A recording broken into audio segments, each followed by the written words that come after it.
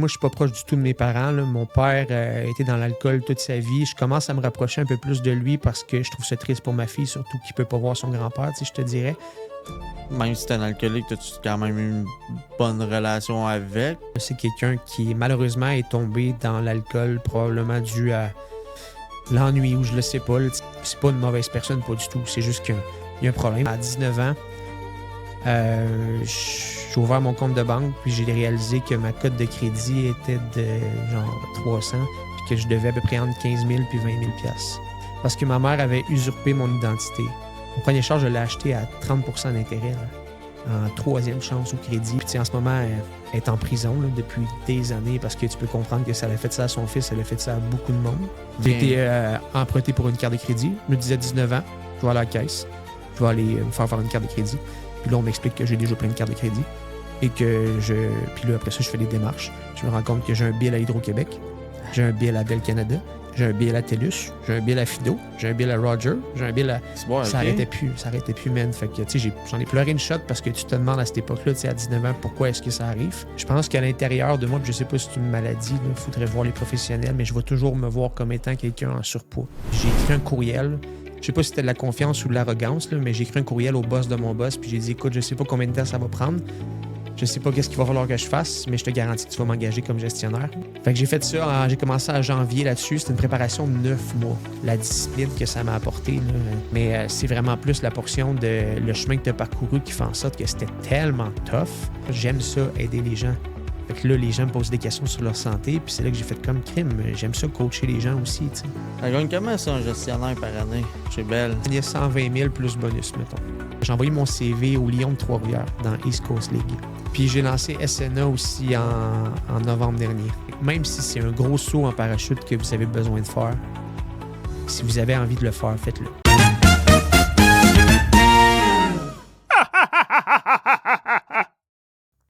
Salut tout le monde, bienvenue au podcast Sois pas timide. Et oui, je sais que là, ça fait peut-être 1 mois et demi, 2 mois que j'ai pas fait de podcast, problème de studio. Ça arrive. Là, aujourd'hui, je recommence avec un invité. Et puis, comme d'habitude, je vais en sortir un aux 2 semaines. On va prier pour que ça arrive. Mon invité aujourd'hui, c'est quelqu'un qui a le même nom que moi. Fait que ça fait bizarre de dire Kevin, hey Kevin, hey Kevin. Et oui, c'est un Kevin. Et heureusement, il n'écrit pas K-E-A-V-E-N, K-E-Y-V-E-N. Il écrit K-E-V-E-N. Fait que ça risque d'être un bon Kevin. Fait que sans plus tarder, voici Kevin Bouchard. Salut Kevin, ça va? Ça va T'as-tu toi? une Honda Civic avec une casquette en arrière? Avec la chemise à dragon. Tu t'es sûrement fait écœurer comme ça, hein? Ah, Comme pour moi. vrai. À l'école, là, ils prenaient les présences, c'est quoi vos noms, tout ça. Ouais. Je m'appelle Kevin. Ah, le découragement dans leur face, ça va être un talent. Toi, je sais pas, ben dans le fond, on a 1 an et demi de différence à peu près. Ouais. Quand t'es là à l'école, tu sais, les Kevin, c'est comme Honda Civic, 93, chemise dragon, casquette par en arrière, impoli, tannant, fera rien de bon dans la vie, tu sais, à la limite, vont faire de la prison. Toi, ça t'a tenu un peu dans ta vie, ça, mettons, te faire appeler Kevin? Est-ce que ben des fois, que le monde disait, c'est quoi ton nom, Kevin? Ah, puis tu voyais comme un peu le désagrément dans leur face? Non, pas en tout, je te dirais. Puis même au contraire, j'étais le contraire de ce que représente un Kevin, dans le sens que si je me fie à ce que le monde dit puis ce que j'étais, c'était pas ça pas en tout. J'étais un petit gars, moi, très gêné. Très, très, très gêné. Là, puis tout le temps très studieux aussi. Au primaire, par exemple, là, ils te laissent le choix de prendre ta place avec un pupitre. Ben, moi, j'étais tout le temps le premier en avant du prof. J'étais comme le gars, un peu nerd, je te dirais, où ce que j'avais besoin de réussir. On va en parler probablement tantôt, mais la performance pour moi, autant à 7 ans le matin, à 7 ans plus jeune qu'à 37 ans aujourd'hui, ça a tout le temps fait partie de moi. Là. Ah ouais, ok. Ouais. Fait que ça date depuis longtemps. Ouais, j'ai fait le constat que oui, effectivement. Ouais. Parfait. Ici, au podcast, on commence tout le temps avec un segment qui s'appelle le segment Sois pas timide. Fait qu'on on va essayer de te mettre à l'aise un peu. Dans le fond, je te nomme 3 énoncés. Si tu réponds à 1, ça serait bien, parce que sinon le public va trouver ça plate. Si tu réponds à 2, ben t'es cool. Si tu réponds à 3, t'es vraiment pas timide. On va essayer. Fait que ça va de tous les bords, tous les côtés. Mais c'est ce que j'aime de ton podcast, honnêtement, parce que ceux que j'ai fait avant étaient plus un peu professionnels. Puis disons, de là, je pense que ce que ce podcast-là va faire, c'est que ça va me faire sortir un peu plus de ma coquille. Fait que je te promets pas que je vais répondre aux trois. Mais Ben écoute, je j'ai quand même essayé de pas y aller trop Non, regarde, hard quand vas-y. même, mais tu sais, je veux dire, un petit peu de piquant puis Ben tout oui. ça. Première énoncé. Si ben, je sais pas si on peut dire ça de même, mais ben ouais, on va dire ça de même. Si tu aurais le choix d'être gros Ouais. toute ta vie et pouvoir t'entraîner, ou d'être avec la shape que tu as et plus jamais t'entraîner, lequel des deux tu choisirais? Eh, fuck. C'est sûr que je vais répondre, mais honnêtement, la difficulté de réponse est incroyable. Mais je pense que ce serait d'être gros puis de m'entraîner. Pour Mais quelle raison?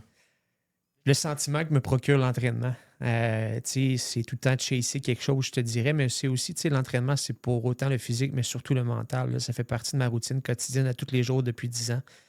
Où est-ce que, je m'entraîne, puis je dis tous les jours, je m'entraîne pas tous les jours, mais l'activité physique, pour moi, ça m'amène une espèce de sentiment de zénitude. Avec le temps, trouver mon me time dans une journée, quand tu es papa comme moi d'une petite fille de 4 ans, avec beaucoup de responsabilités, beaucoup de projets, des idées qui se brassent dans ta tête, ce temps-là, pour moi, il est hyper important. OK, fait que le bien-être mental passe avant le physique. Ouais, puis oui, j'ai changé. Si tu prenais des photos de moi en 2015, peut-être, j'avais peut-être une cinquantaine de livres de plus. J'étais vraiment en mauvaise condition physique. Mais je pense qu'à l'intérieur de moi, puis je ne sais pas si c'est une maladie, il faudrait voir les professionnels, mais je vais toujours me voir comme étant quelqu'un en surpoids. C'est comme le syndrome un peu de tu te fais amputer une jambe, puis ils disent le syndrome de tu sens quand même ton membre amputé. Là. Mais je pense que je me verrai jamais en shape comme les autres me voient aussi. Fait que c'est une des raisons pour lesquelles je réponds à ta question en disant que j'aimerais mieux être gros et m'entraîner. OK, ben c'est intéressant parce qu'on va revenir sur un point tantôt. Ouais. C'est intéressant. Deuxième énoncé. Est-ce que t'es beau bonhomme? Une belle Merci. grandeur? Est-ce que tu t'es déjà servi justement de ton physique pour attirer les femmes? Qu'est-ce que tu veux dire attirer les femmes?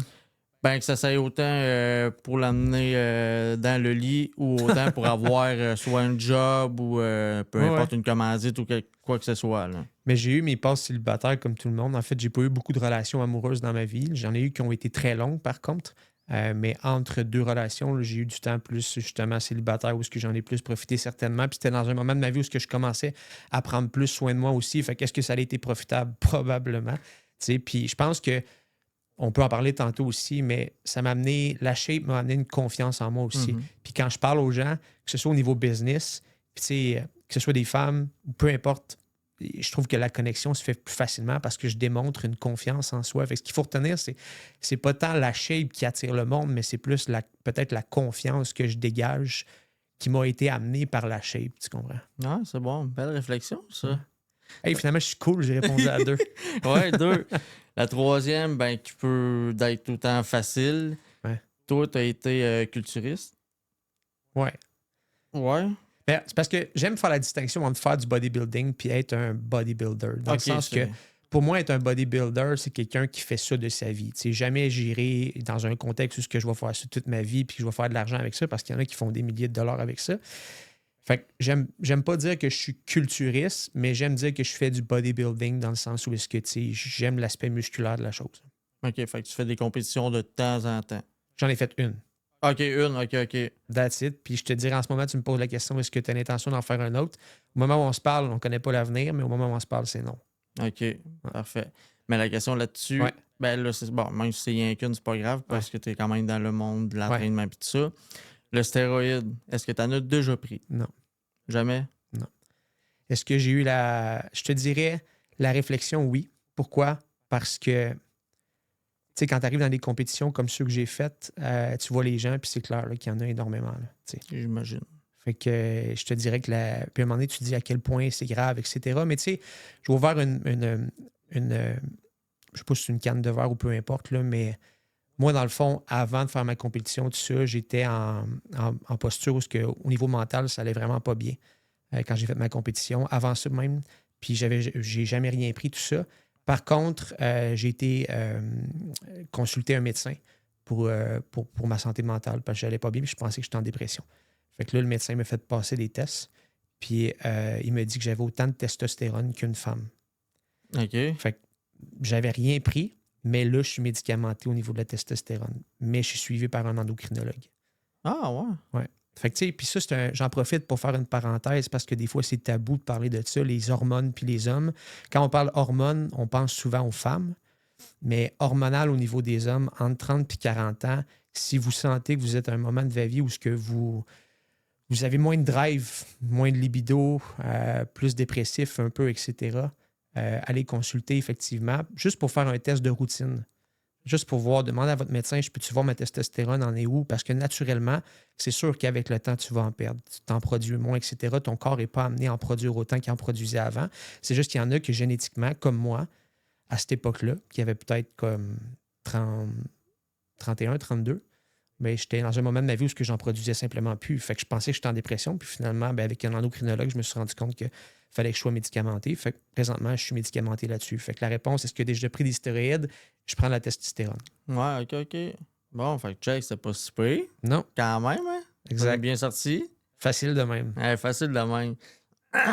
Parfait. Puis là, ça retombe un peu plus dans ton enfance, côté secondaire. Bon, là, tu as dit qu'au primaire, tu étais comme un élève studieux, assez en première rangée, tout. Au secondaire, ça s'est-tu gâté un peu?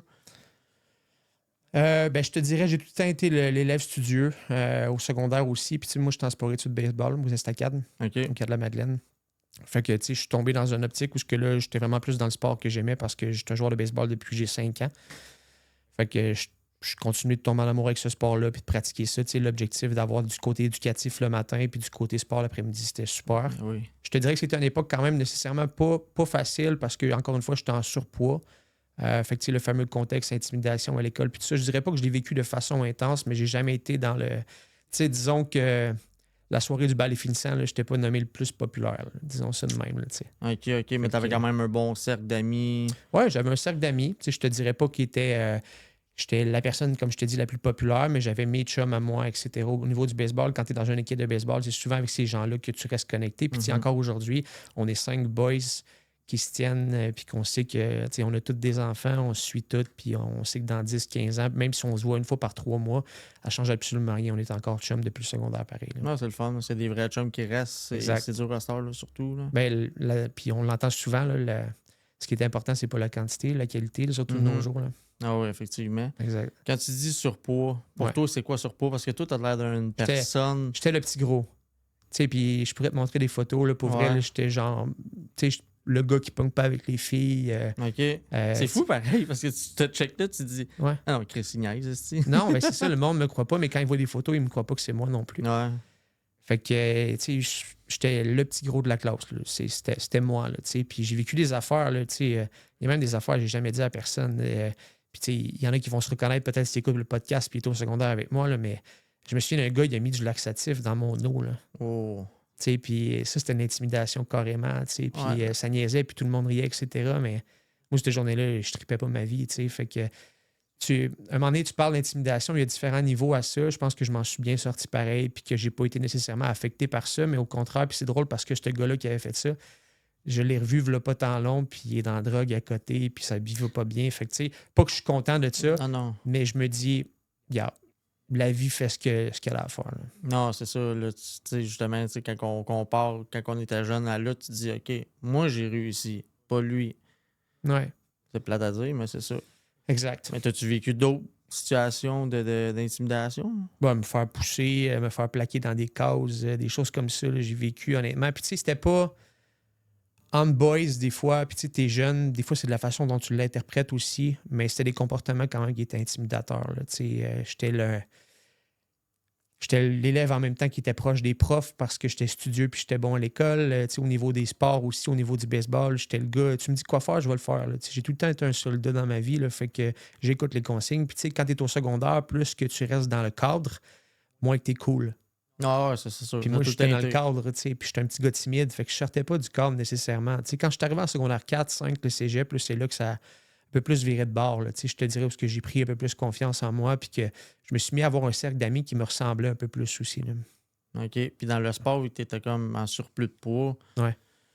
Est-ce que tu t'intégrais bien quand même? Est-ce que c'était plus difficile? Est-ce que. Non, ben, tu sais, le baseball, je ne veux pas dire que c'est pas un sport cardio, c'est un sport de puissance, Mhm. mais j'étais quand même athlétique de façon générale, puis j'aimais tellement ce sport-là. Puis c'est drôle parce que là, je joue plus parce qu'on dirait que j'ai juste trop joué. Justement, je me suis brûlé. Ah. Mais j'aimais tellement ce sport-là que j'ai tellement pratiqué que, tu sais, j'étais pas dans l'élite, mais j'étais quand même, je performais, tu sais. Fait que je pense que c'est ce qui faisait aussi que je me faisais des chums, c'est le fait que, tu sais, j'étais souvent troisième ou quatrième frappeur, fait que frappeur de puissance, joueur le premier but, j'étais le gars qui, des fois, sauvait des games, etc. Fait que j'allais chercher ma confiance avec ça aussi, je pense, dans tout ça, là. Le sport, pour moi, c'était mon attache, puis ça l'est encore aujourd'hui, où ce que je viens chercher quelque chose qui me drive, là. Fait que la performance aurait pu commencer là pour toi à dire crime, je suis bon, puis je performe, puis là, ça a peut-être développé de quoi en toi ou ça a vraiment commencé encore plus jeune que ça, que tu voulais tout le temps performer dans peu importe ce que tu Mais fais? comme je te dis, j'ai des souvenirs, là, puis des fois, ça remonte à loin, là, mais tu sais, au primaire, là, tu sais, quand il te fait faire une équation ou un petit devoir, tout le monde le font, tout le monde ensemble. Puis pour moi, là, c'était pas je vais le finir, c'était faut que je le finisse en premier. Ah, OK, ah ouais? Je me souviens de ça, tu sais. Puis il y a tout le temps deux, trois élèves où est-ce que ça se lève, ça va voir le prof, ça fait corriger ses affaires. Moi, j'étais cet élève-là, tu sais. Fait que puis je pensais à ça l'autre jour, puis c'est une réflexion que j'ai pas eue nécessairement depuis longtemps, mais j'étais comme, ben peut-être que ça part de là, tu sais, le sentiment de, je sais pas si de vouloir plaire ou de vouloir performer, mais il fallait que je sois le premier, tu sais. Ah ouais, OK. Ouais. Fait que là, exemple, t'avais, là, dans le temps, je pense que c'était des A puis des B, là, j'imagine Ouais. qu'on était au primaire. Fait que là, t'avais un, c'est quoi, un B, puis là, mettons, hey, Chris, là, ça te jouait dans la tête, Ouais. puis... Anecdote, je me souviens, là, primaire 4, mon prof s'appelait Sylvain. Je me suis Sylvain Cossette comme le chanteur. Puis il a dit, en commençant, c'est un prof de... Ben, en fait, primaire, c'est des profs de tout, là, mais c'est un examen de français écrit. Puis il a dit en commençant qu'il y a un élève qui a 100 puis qu'il allait le nommer en dernier. Fait que là, il nommait tout le monde. Clac, clac, clac. Puis à la fin, il restait 2 personnes. Moi puis un autre gars. Fait que j'étais comme, hey, c'est sûr, c'est moi qui l'ai, là, tu sais, je savais, là, tu sais. Mais c'était pas moi qui l'ai eu. J'ai eu 89, puis j'ai pleuré. Ça te donne une idée. Tu voulais tellement être le premier, là. Oui, exact. Je me rappelle, le gars qui l'a eu, c'était Philippe qui s'appelait. Chris, hein, tu t'en es Ouais. rappelé? Mais tu sais, c'est un exemple, anecdote que je raconte comme ça parce que pour vrai, ça prouve le fait que je pense que.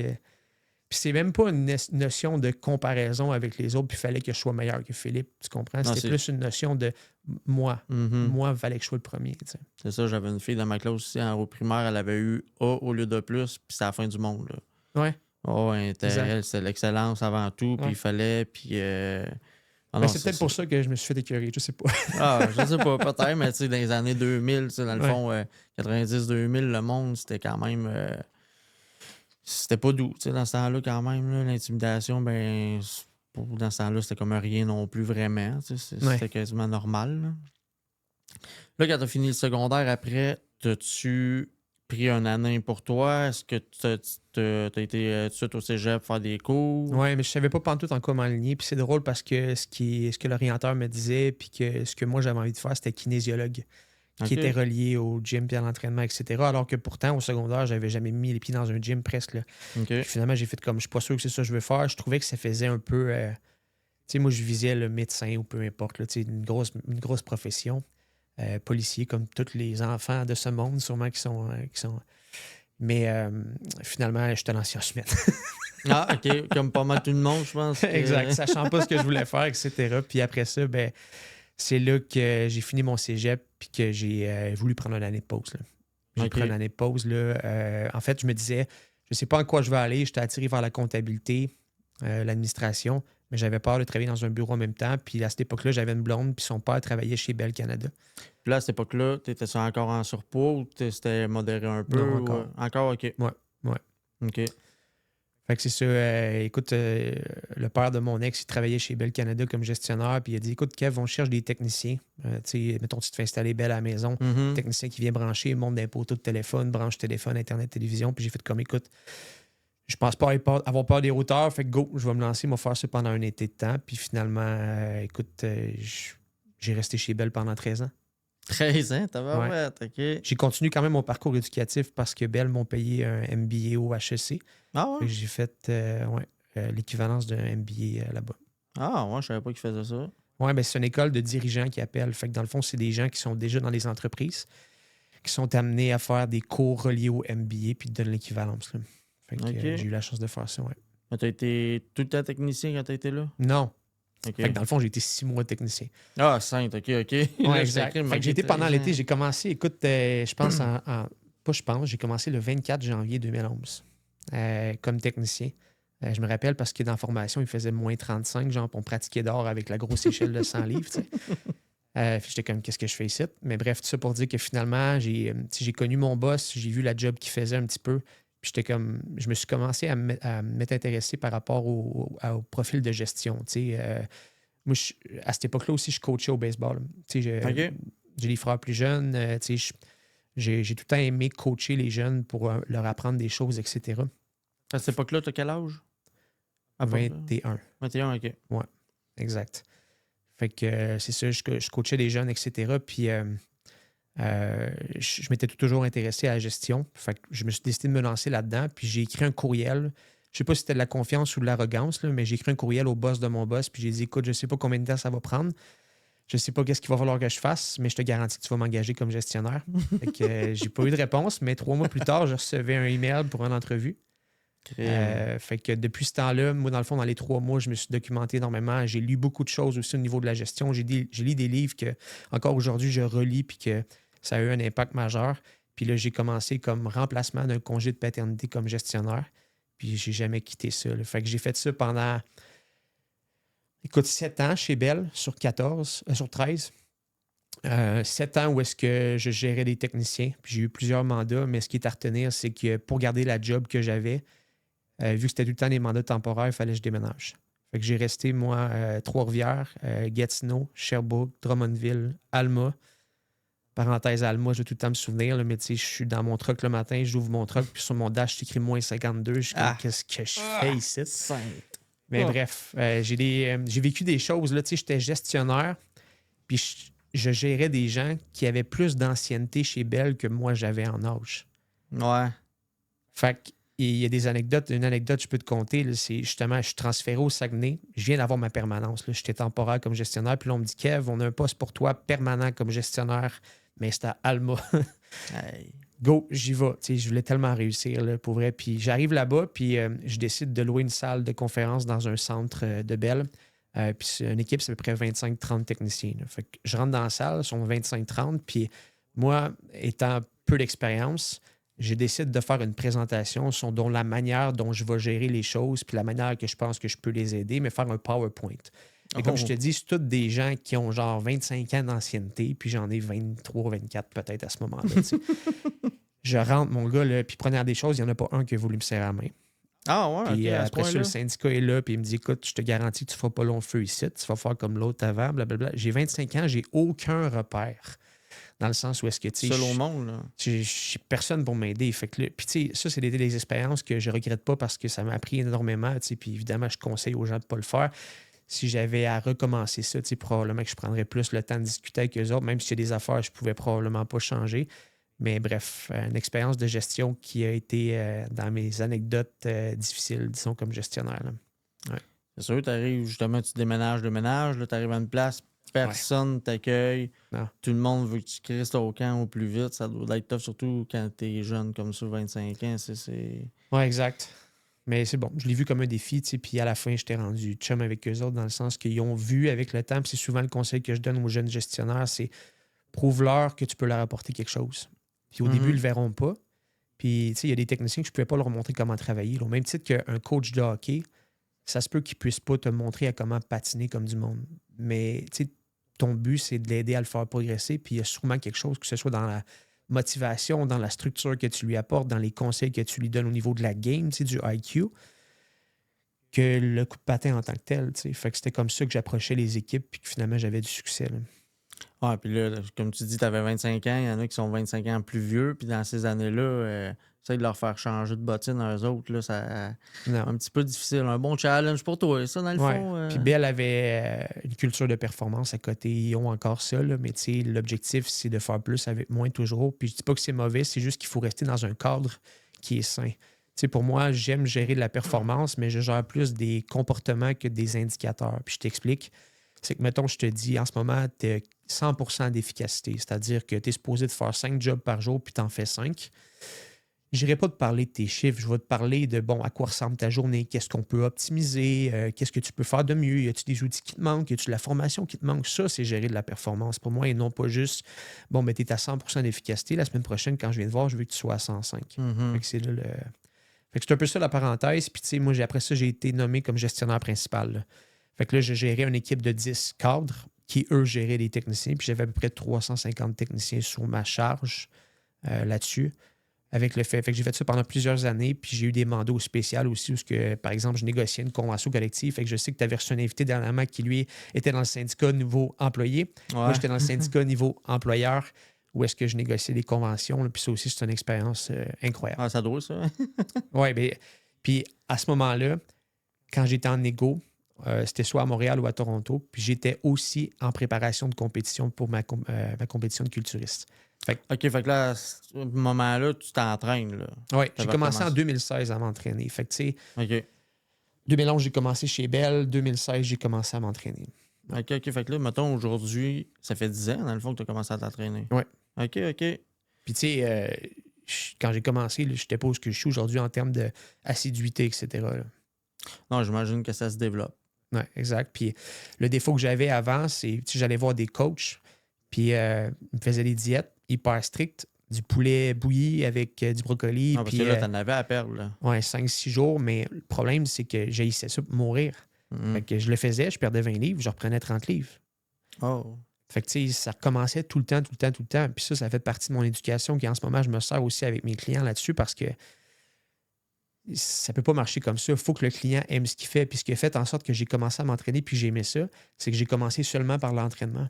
Au lieu de tout mettre en même temps dans la même assiette, là, je me soucierais pas de ce que je mange, mais je vais juste aller m'entraîner puis voir si j'aime ça.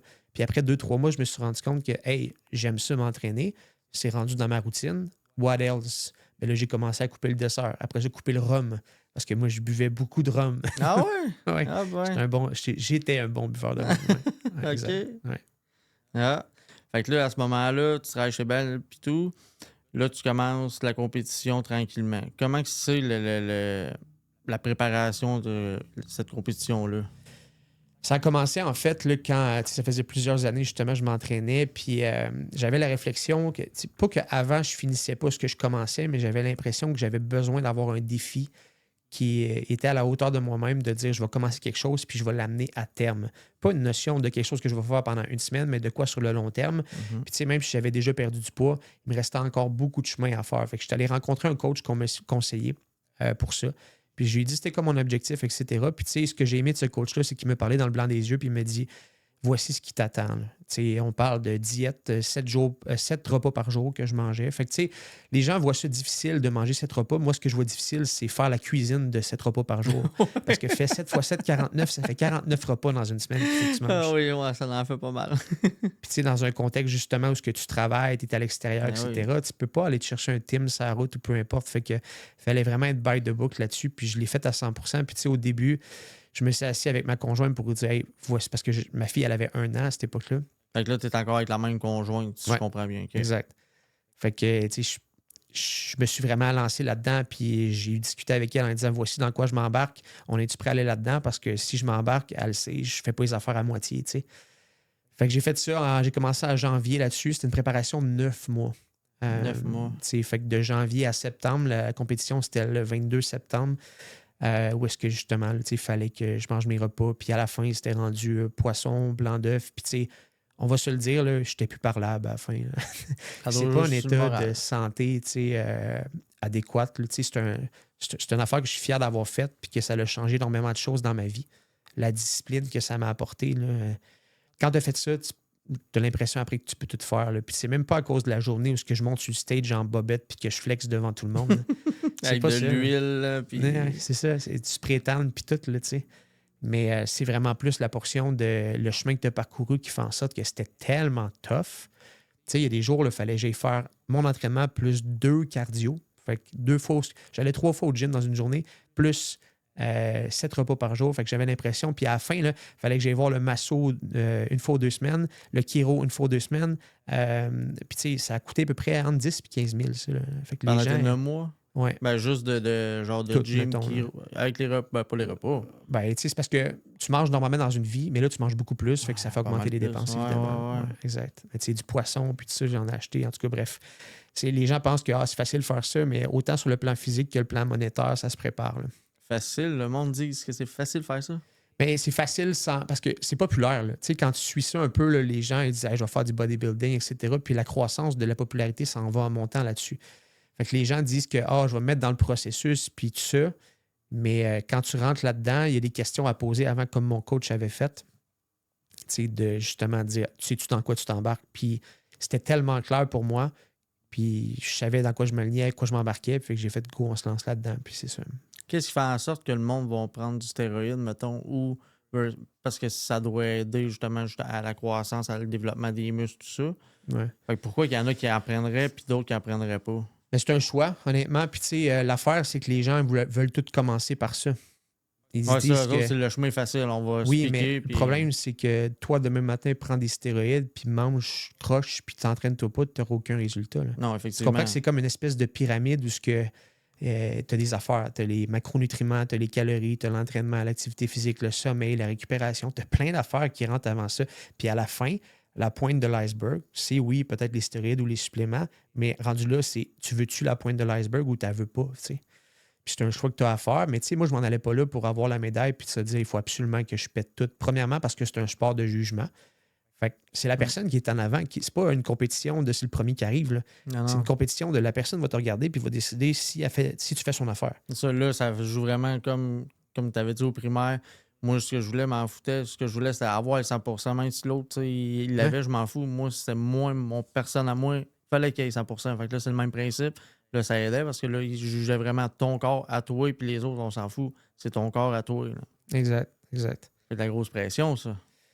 Oui, je peux se le dire. Là, c'était, ben, tu sais, puis je pense, en même temps, c'est de la pression, mais l'optique que j'avais de dire je veux rendre ça jusqu'au bout sans nécessairement me dire qu'il faut absolument que je gagne, je pense que ça m'enlevait une certaine pression dans le sens que ma médaille à moi, c'était de le réussir, puis à la fin, je l'ai réussi. Tu sais. Ouais, c'est ça. Ouais. Finalement, tu avais gagné? Non.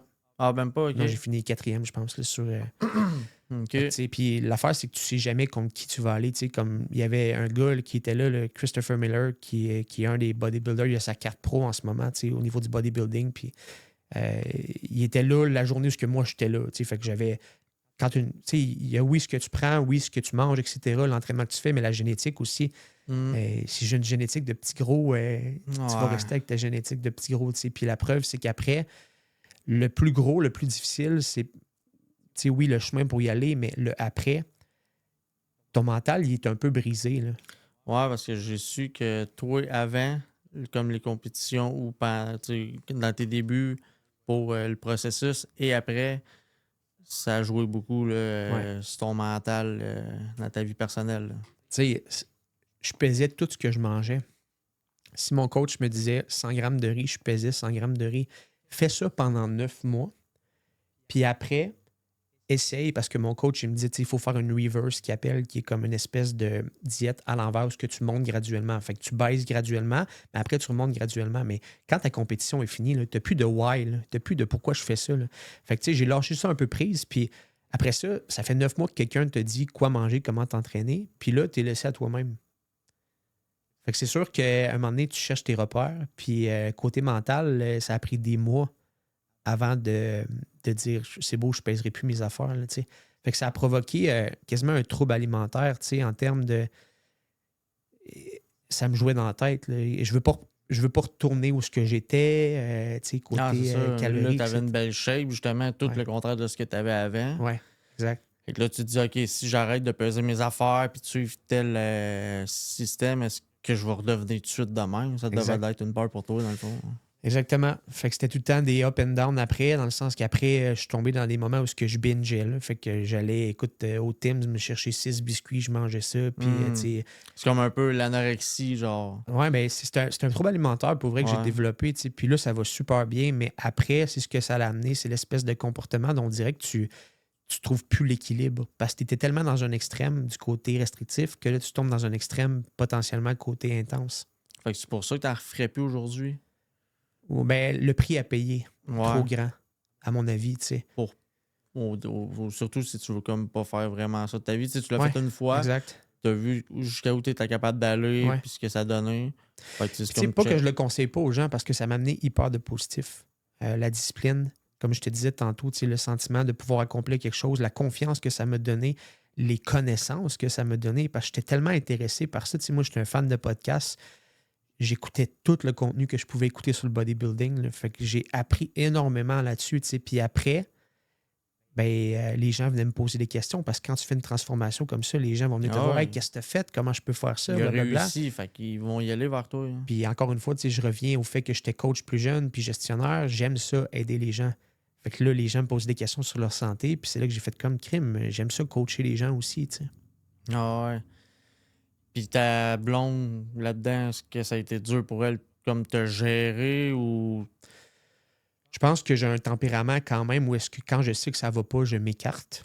OK. Fait que tu sais, je te cacherai pas qu'à la fin, je dormais dans le sous-sol, là, dans le sens que j'étais pas plus plaisant autant pour ma fille que ma blonde. Fait que c'est sûr qu'à un certain moment, je m'écartais. Je pense que dans l'ensemble, ça a bien été parce que justement, on a communiqué c'était quoi dans quoi on s'embarquait. Les attentes étaient claires, justement. Tu sais. Fait que, puis, mais je le sais par expérience qu'il y a des couples à cause du bodybuilding qui se brisent malheureusement là, parce que justement, c'est trop intense. Puis à un moment donné, c'est là qu'il faut faire le choix. Là. Est-ce que j'aurais brisé mon couple au profit du bodybuilding? Non, par exemple. Ouais, non, ça en valait pas le coup. Non, exact. Là, à ce moment-là, t'es encore gestionnaire chez Bell. Ouais. Ça gagne comment ça, un gestionnaire par année chez Bell? Ça fait-tu partie de tes questions, sois pas timide? Non, mais ça aurait pu, mais je la gardais Ouais. pour là. À la fin, je gagnais 120 000 plus bonus, mettons. Fait que c'est quand même un beau magot, ça, pour un gars de 25 ans. Là. Ouais, honnêtement, j'avais une job incroyable. Là. Puis, tu sais, j'avais une fonds de pension, assurance collective, etc. Puis, tu sais, j'ai quand même lâché ça. Puis, tu sais, la majorité des gens me posent la question pourquoi tu as quitté ça, tu sais. Puis, C'est ça, pourquoi? Ouais. Ouais. C'était une réflexion qui a duré 1 an. Puis, tu sais, sur plein d'affaires dans ma vie, j'étais impulsif, là, dans le sens que moi, je suis le genre de gars que je vais changer de char aux 2 mois. Aux 2 ans. 2 mois, c'est pas trop, là, mais 2 mois, maladie. aux 2 ans, tu sais, je change de char, je rentre dans le concessionnaire, je fais comme c'est ça que je veux, puis that's it, tu sais. Mais il y a des affaires que je suis beaucoup plus réfléchi. Puis ça, j'avais une crainte parce que c'est comme le gars qui a juste une blonde dans sa vie. À un moment donné, tu te dis, tu sais, ça va bien ici, etc. Mais what else, dans le sens que est-ce qu'il y a quelque chose qui manque à ma vie qui pourrait m'apporter plus aussi, tu sais. Mais Puis t'étais-tu heureux pareil? j'étais heureux, mais j'avais le sentiment de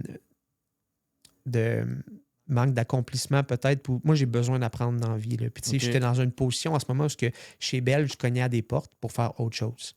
Tu sais, j'étais CP3 qu'on appelle, qui est gestionnaire principal. J'étais sur le programme HPP, qui est les programmes de haut potentiel pour être amené comme directeur général.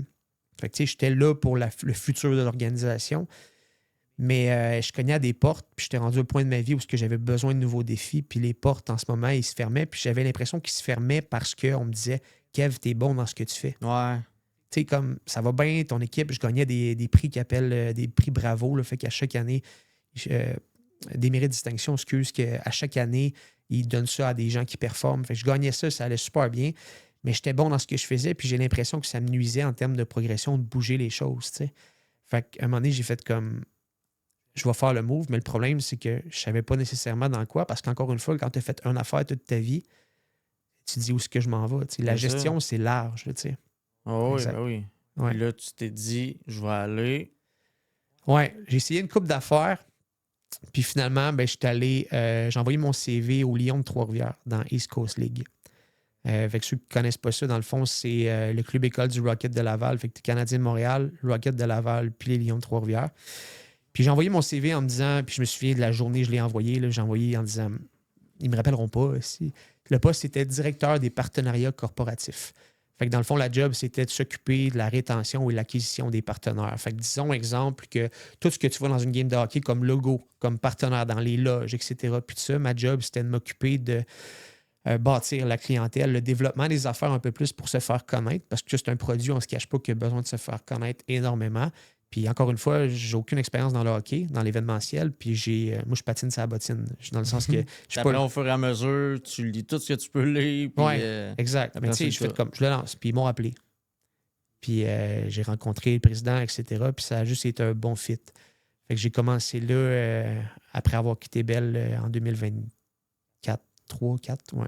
Mais là, pourquoi que t'as pas fait comme tu avais fait avec Bell? Avec Bell, tu avais appelé le grand boss pour lui dire Hey, moi, gestionnaire, hein, Ouais. m'a y aller, m'a d'être capable.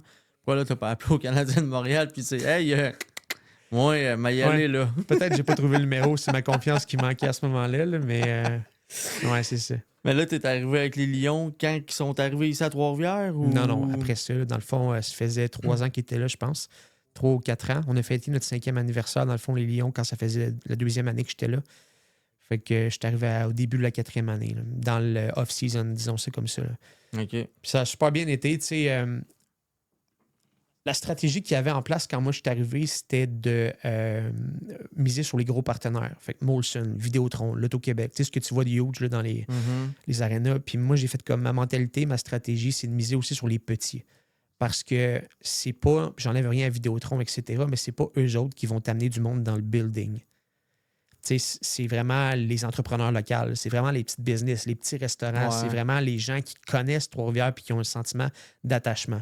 Fait que j'ai tout de suite communiqué avec plein d'entreprises à Trois-Rivières, des concessionnaires automobiles, des entreprises de voyage, etc. Puis là, c'est là que j'ai vraiment, je dirais pas frappé le jackpot, là, mais qu'on a doublé les revenus en partenariat. Fait que, on a dépassé le. Je sais même pas si je devrais dire ça, là, mais bon. Les millions en termes de revenus au niveau. Mais tu sais, les Lions, c'est une grosse business en termes de dépenses aussi. Tu n'as pas le choix d'avoir des gros revenus pour ça. Ouais, on l'a vu dans les journaux. Là, Ouais, exact. Ça Exact. n'a pas été facile. Exact. Fait que tu sais, c'est une business que quand tu compares ça à LHJMQ, par exemple, les gars sont payés pour jouer, c'est des pros. Ils ont des contrats, ils ont aussi des dépenses associées au déplacement. On ne joue jamais, on est la seule équipe au Canada. Fait que c'est sûr que quand tu te déplaces loin automatiquement. Là. C'est pas un déplacement à Shawinigan, Victoriaville. Ouais, c'est un déplacement à Trois-Rivières, à Adirondack, dans l'État de New York. Là. Ouais. Fait qu'il y a des coûts associés à ça. C'est la seule équipe dans le CHL au Canada? Ouais. Ah, OK. Ouais, il y avait Terre-Neuve avant, attention. mais c'est la seule au Canada. Ah, ouais. Ouais. OK. Exact. Fait que, tu sais, ça a super bien été, les revenus ont doublé, etc. Puis c'est là que je me suis fait offrir un poste un peu plus grand en tant que vice-président des Lions de Trois-Rivières. Fait que je m'occupais plus de toute la portion administrative. Là. Fait que, tu sais, oui, les partenariats, mais aussi le groupe des ventes. Une notion aussi de gestion des opérations, exemple avec les concessions alimentaires. Fait que, tu sais, c'est pas... Puis pour ceux qui le savent, c'est bon, je le dise, là, mais c'est pas les Lions qui font la bouffe. Là. C'est pas leurs employés qui font la bouffe. C'est un tiers parti, dans le fond. Le traiteur, dans ce cas-là, c'est la cage. C'est eux autres qui faisaient ça, donc il y a une relation à avoir avec eux autres, puis c'est moi qui s'occupais de ça aussi. Là. OK. Ouais. Ça, t'as fait ça combien de temps? J'ai été 2 ans avec les Lions. Ouais. OK. Ouais, exact. Là, je vais te poser des questions là-dessus parce que moi, Ben ça oui. m'intrigue bien gros pis tout, parce que j'ai tu premièrement, pourquoi que les Lions sont arrivés à Trois-Rivières? Parce que je trouve que, je sais pas comment ça marche. Ouais. À Québec, ils ont une belle aréna, tout ça. Pourquoi ils n'ont pas été à Québec où le marché est plus grand qu'ici à Trois-Rivières? Surtout qu'ici, je trouve, à Trois-Rivières, on part de quoi? Ah, c'est bien cool, 3-4 mois, puis après, le monde te lâche. Et je pense que c'est une notion, puis j'étais pas là à l'époque quand il y a eu la discussion, là, mais le centre Vidéotron à Québec avait des grosses ambitions qui ont été construites. Là, on se cache pas que c'était fait pour une équipe de la Ligue nationale. Puis, by the way, j'étais allé le visiter là, quand j'étais allé voir les remparts justement avec les Lions. On a visité leur aréna au complet. Puis c'était vraiment fait. Là, on voyait une place là, pour l'équipe de NHL qui était là. Il avait même fait un endroit pour une piscine intérieure. OK. Tout était là. Puis c'était encore là, by the way, là, dans le centre Vidéotron, pour que ce soit prêt pour un... Fait que est-ce qu'à ce moment-là, les gens qui ont amené l'équipe, puis à cette époque-là, c'était un propriétaire qui venait de Terre-Neuve, si je ne me trompe pas, qui a amené l'équipe, est-ce qu'il a vu le marché comme étant plus propice à Trois-Rivières versus à Québec sur ce qu'il y avait comme ambition? Peut-être. J'ai pas la réponse à la question, mais ce serait mon guess. Puis le marché est dur à Trois-Rivières, mais le marché serait dur, à mon avis, dans plein d'emplacements parce que le problème, c'est la connaissance du produit. On se bat contre une équipe, on se bat contre la LHJMQ qui bâtit sa culture depuis des décennies. Les Cataractes de Shawinigan, ça fait des décennies qu'ils sont là puis qui bâtissent leur culture. Là, tu as une nouvelle équipe qui arrive, mais dans une ligue que personne ne connaît. C'est ça, puis les joueurs se remplacent souvent, justement, ils montent au Rocket. Ouais. Fait que Exact. c'est dur de s'attacher à avoir la... Oui, exact. Mais, tu sais, l'année qu'on a gagné la Coupe Kelly en 2024, tu sais, honnêtement, on avait un noyau de joueurs exceptionnel. Tu sais, je veux dire, puis le noyau, il est resté là. Ouais, l'année d'après, ils ont... non, cette année, justement, là, ça a bougé pas mal, mais l'année qu'on a gagné la Coupe, pendant l'année au complet, c'était une stabilité incroyable là, en termes de... Puis tu sais, ça, tu le vois, je pense, au niveau de la chimie d'équipe, etc., là, que tu sais, il y a une belle stabilité, puis c'est créé quelque chose de bien avec... ces souvenirs-là que j'ai dans ma mémoire pour le reste de ma vie. Là. Le goaler, Cavallin, Ouais. que s'il était bon. Ouais. Sais-tu pourquoi ils l'ont pas gardé? Ben, j'imagine que Il a signé un contrat avec Boston, les Bruins. Mais c'est lui qui a décidé ça? Ou Mais c'est dans le fond, c'est dans le fond, le Canadien, il n'a pas offert de contrat. Parce qu'on sait qu'au niveau goaler, les Canadiens, Ouais, là, il sont y bien. avait de la ouais. relève, etc. Tu sais. Puis là, il pouvait plus rester. Mais c'est parce que quand tu signes avec Boston, automatiquement, eux autres aussi ont leur club école dans AHL puis dans ECHL. Fait qu'il n'y avait pas le choix. Dans le fond, il y avait un contrat, si je ne me trompe pas, à 2 ou 3 volets où il pouvait jouer selon ses performances. Mais dans le fond, c'est clair, c'est l'aspect monétaire. Là, tu te fais offrir un contrat NHL, c'est sûr que tu vas dire oui à ça, même si tu aimes où tu as joué. T'sais. Puis en ce moment, Cavaliers, si je ne me trompe pas, il joue avec le Maine dans la ECHL parce qu'il est redescendu. Mais là, le Maine sont en série en ce moment puis ils performent super bien de ce que j'ai vu. Fait que je le souhaite encore à Cavaliers de gagner ça parce qu'il a été un bon game changer, un bon MVP pour nous. Il était le fun à voir. On aurait dit quasiment le Debèche dans ces temps-ci avec le Canadien. Pour vrai, moi, j'ai tout suivi, les séries. J'y allais tout le temps. Puis je le trouvais impressionnant. Il était vraiment bon. Il était le fun à voir. Ouais. Là-dedans, les joueurs sont payés un peu, pas beaucoup. Ben, tu sais, le salaire, là, je te dirais, ça peut être 600$ comme ça peut être 1000$ par semaine. Là, ça dépend. Là, fait que il y a un plafond salarial à respecter aussi pour chacun des joueurs aussi. C'est un salaire qui est décent considérant le fait que les gars sont logés. Ils ne payent pas du tout leur logement pendant l'été. Puis on ne se cachera pas qu'il y a des joueurs qui sont jeunes l'été puis qui ils reviennent à la maison là, chez leurs parents ou peu importe là, pendant la saison morte. Là, fait que quand tu n'as pas de logement à payer, tu n'as pas beaucoup de dépenses. Puis il y a tellement de games. C'est une ligue qui a beaucoup de games. Ils sont souvent sur la route. Mettons, tu joues 3 games à Adirondack parce que la façon que c'est fait, le calendrier, c'est souvent ils partent pour 3 games. Ben, tu es logé puis tu es nourri aussi. Là. Dans le fond, ils ont des perdièmes. Là, fait que, oui, je comprends qu'ils n'ont pas un salaire exceptionnel, même si ça reste une grosse dépense pour la business. Mais mettons, je te dis, tu as 25 ans ou 23 ans, là, puis je te loge, là, puis tu joues au hockey, tu fais ce que tu aimes, puis je te paye. Puis, fait à quelque part, je pense que les gars sont relativement contents des conditions qu'ils ont. Oui, c'est vrai. Pour clore ce sujet-là, est-ce que tu penses qu'ils vont encore continuer ici à Trois-Rivières? Est-ce que tu penses qu'ils vont juste s'en aller ailleurs dans pas long? Oui, mais je comprends l'insécurité des gens là, parce qu'ils se disent que l'amphithéâtre, c'est difficile à remplir, etc. Puis ça va rester un challenge. Moi, ce que je leur souhaite, étant plus là, c'est de la progression, évidemment. Ils ont des bonnes promotions, le pays. Là. Ce que je peux te dire, là, c'est, puis j'ai fait partie de ça, puis des idées créatives, il y en a eu écœurant, mais tu n'as même pas idée du nombre de brainstorm puis de choses qui sont mises en place pour essayer d'amener les gens. Fait que les efforts sont là à 100%. Ah oui, ça, on peut pas leur reprocher ça. Ce qui est difficile, c'est la réponse. Puis je comprends le côté économique aussi, là, dans le sens que c'est pas tout le monde qui peut se payer des billets puis aller 3 fois. Le calendrier est fait que c'est vendredi, samedi, dimanche. Tu vas pas voir le game des Lions 3 jours de suite. Je comprends très bien. T'sais. Fait que bref, un peu ça. Maintenant, ils ont quand même signé un bail avec la ville de 7 ans.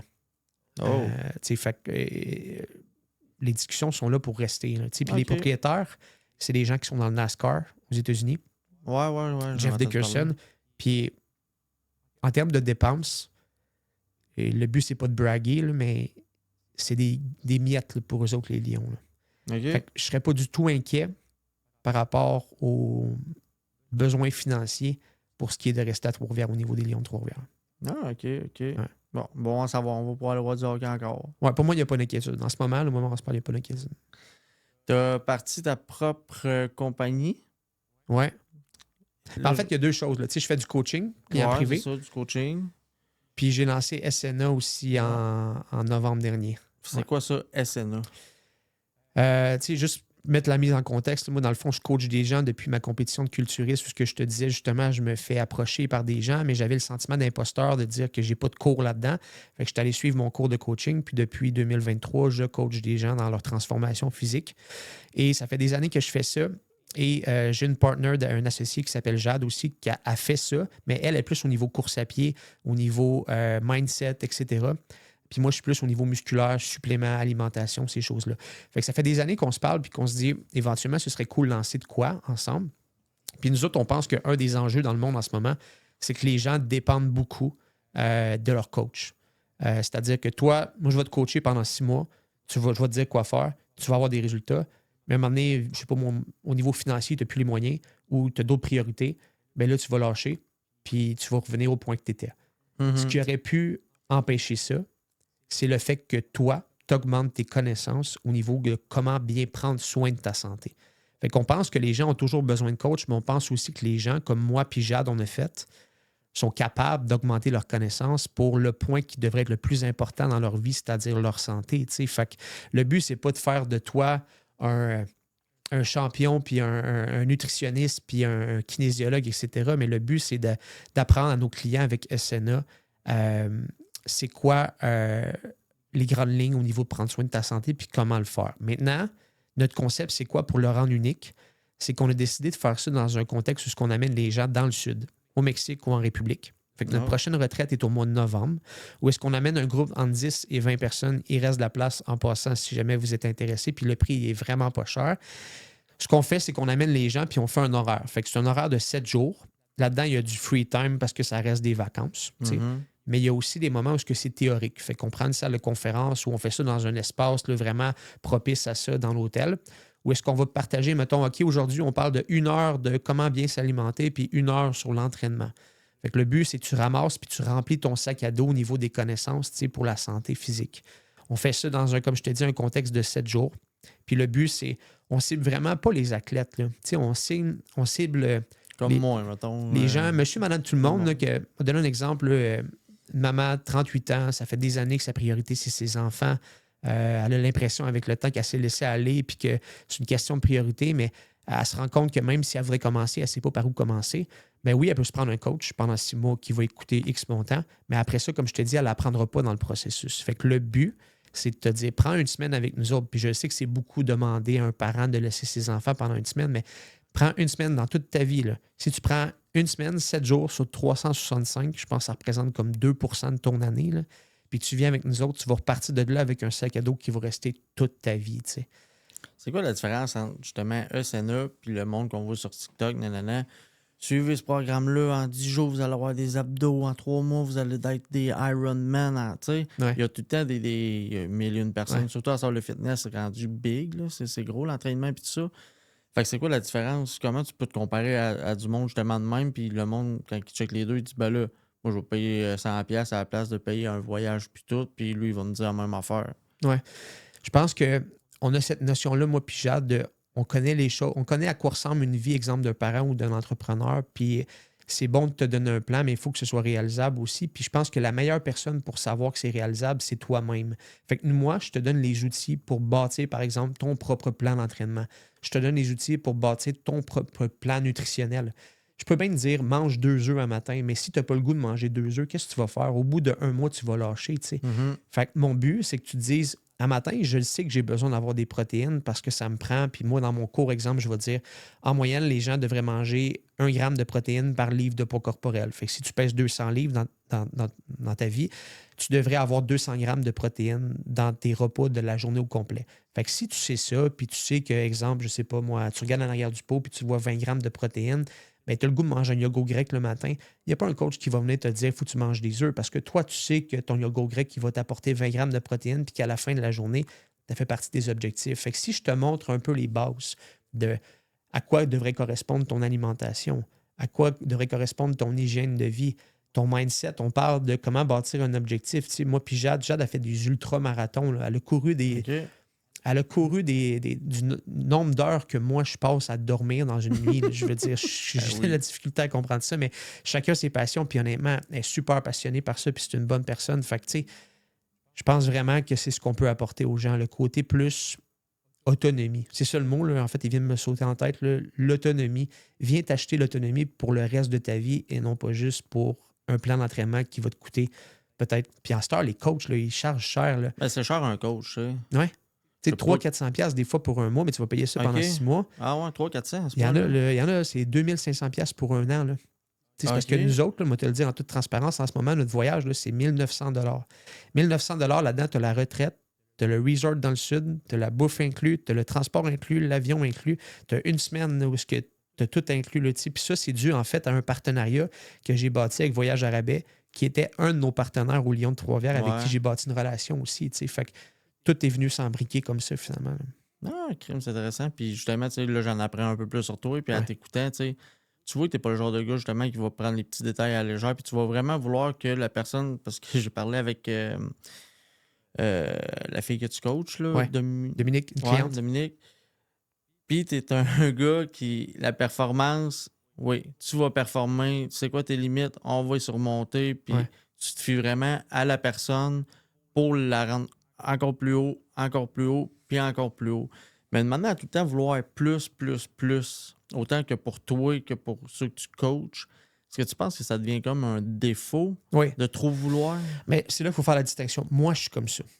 Puis je sais que c'est un défaut. Tu me demandes c'est quoi mon défaut, je vais te dire c'est ça. L'anxiété de performance, le fait d'être meilleur tout le temps, puis je vais toujours être comme ça. Je travaille là-dessus. Honnêtement, je travaille là-dessus. Est-ce que je suis comme ça avec mes clients? Non. Par contre, ce que je veux, moi, c'est que justement, quand je dis j'ai fait ma job puis j'ai eu du succès, c'est quand le client me dit Kev, j'ai plus besoin de toi. Il y a un couple que je coachais, OK, puis je les ai coachés pendant 10 mois. Ces deux gens-là, c'est des gens de. Il y en a un 51 ans, puis l'autre, je pense, c'est 46 ans, la femme. Ils ont perdu un poids incroyable, ça a été de l'équilibre, mais à la fin, j'ai tellement réalisé qu'ils n'avaient plus besoin de moi. Ils savaient justement comment bien s'entraîner, ils savaient comment bien choisir leur aliment.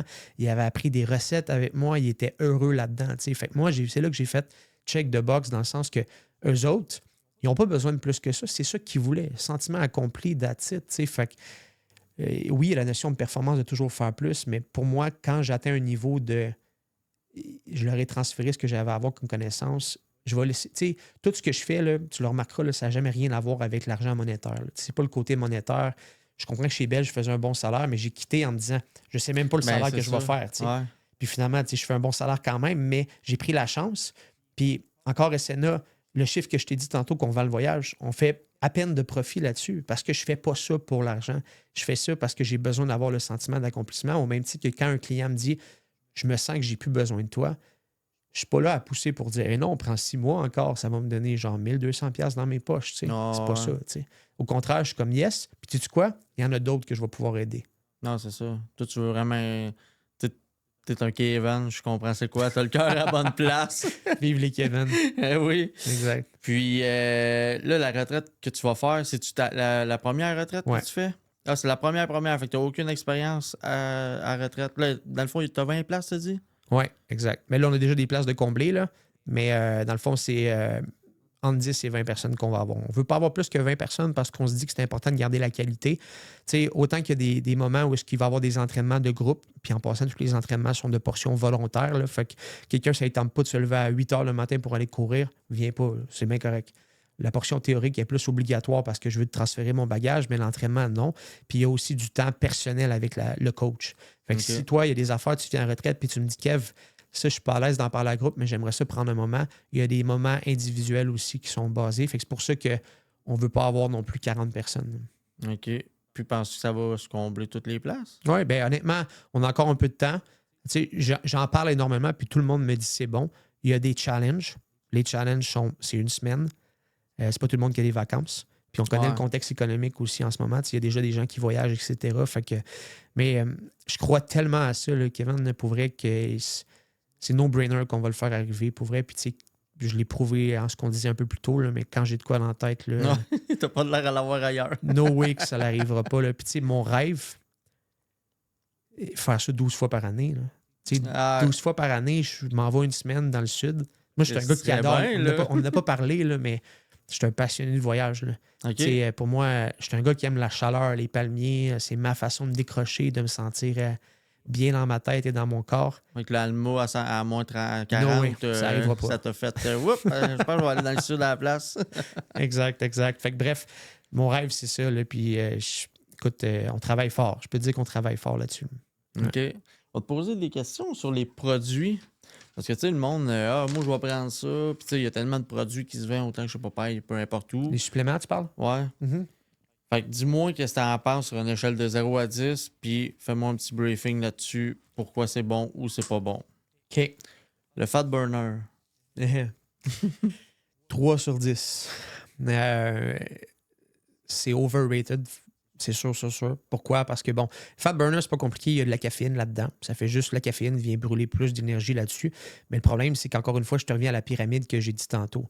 Tu sais, les suppléments sont la pointe de l'iceberg. Mais avant ça, mettons, je te dis, là, dans ta journée, mettons, tu brûles 2500 calories. Si tu manges 4000 calories, fat burner va peut-être te faire perdre 50 calories de plus ou 25 calories de plus, là, mais ça n'aura rien à voir. 25 calories, là, c'est une bouchée de Bartame. Fait que ton fat burner, là, il devient placebo, là, finalement. Là. Si ça te fait du bien puis tu sens que tu as un côté positif sur ton mental, fine, c'est correct. Ça te donne un petit boost d'énergie. Même affaire avec les pré-workouts, mais pour moi, je le mets dans le bas de la liste parce que c'est vraiment surestimé. Là. OK. Puis les pré-workouts, est-ce que c'est mieux ça ou de la caféine? La caféine, c'est beaucoup plus naturel. Fait que c'est sûr qu'entre les deux, tu sais, puis l'affaire, c'est que dans les pré-workouts, il y a de la citrulline. Il y en a certains qui ont de la citrulline qui est un vasodilatateur. Fait que ça vient un peu améliorer ta circulation sanguine puis amener le sang dans le bon endroit au niveau musculaire. Tu sais, la pompe musculaire que tu as déjà ressentie peut-être en t'entraînant, la citrulline va aider ça. Puis ça, c'est bon dans un pré-workout. Fait que moi, honnêtement, je recommande un pré-workout qui n'a pas de caféine en premier lieu. Si la personne a besoin d'un petit kick, comme moi, mes journées de jambes, où je sais que je vais avoir besoin de plus d'énergie probablement, là, je me prends un pré-workout avec plus de caféine dedans. Il faut faire attention parce que la caféine, on crée une accoutumance à ça. Là. Ton cerveau, les récepteurs de ton cerveau s'habituent à ça, ils vont créer d'autres récepteurs, puis ça va juste en prendre plus. Fait que la caféine, c'est-tu bon? Oui. Autant dans les pré-workouts que naturels. Par contre, il faut le cycler. Fait que si tu prends 6 cafés par jour toute ta vie, tu ne sentiras plus rien. Ouais. Mais à un moment donné, prends une pause, descends, vas-y dans l'inverse, puis tu vas ressentir les effets bénéfiques là-dessus. Là.